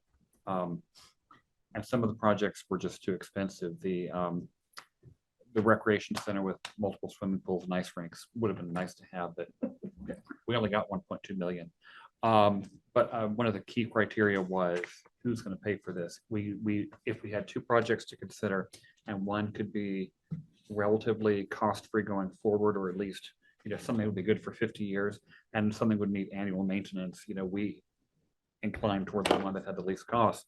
But as you're seeing, in order to keep Volunteers Green as a usable asset in the place that it is going to be costly going forward. But I have not heard a lot of people coming and saying, let's scrap Volunteers Green and just plant berries there. It's something that since it was built, as we heard from Fran, it's become the heart of the community. But we do need to remember, but I'm just going to second again what Penny said. We've got to remember that we have to consider maintenance. Recreation budget will change dramatically, which we know that. If you're gonna add new facilities and upkeep, yes. Yeah. We're gonna have to. And we'll have to work harder than ever to try to find grants. Anything else before we adjourn? Mr. Lisa? Chairman, when do we reconvene to discuss what we've discovered? Good question. Who's on the schedule? Are you guys on the schedule? Well, we're on a schedule that you've given us. Give it back to us? Should we? No, I'm trying to hope, I'm hoping that information comes in at kind of the right time to try to with every people's efforts. Is the 1st of September too strong of a, Soft deadline. Planning commission? yeah, is that too much? If we did September, like first-ish? Will that give you guys enough time? Probably like it next week. That's not What possible. they have been able to No, determine. if they give us So- the information. We have to take what they are able to configure and then configure a plan with pricing and a presentation to present to them by October 1 is our current.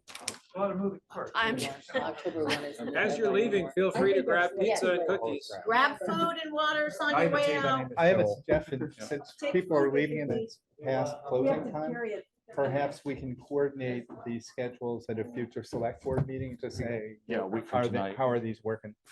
We Yeah. could include it at the next one if you're so willing. Can I ask that you maybe do that at the meeting that we're already presenting at as a secondary topic so that we kind of kill two birds with one stone? The June That's 3rd one? 3rd one.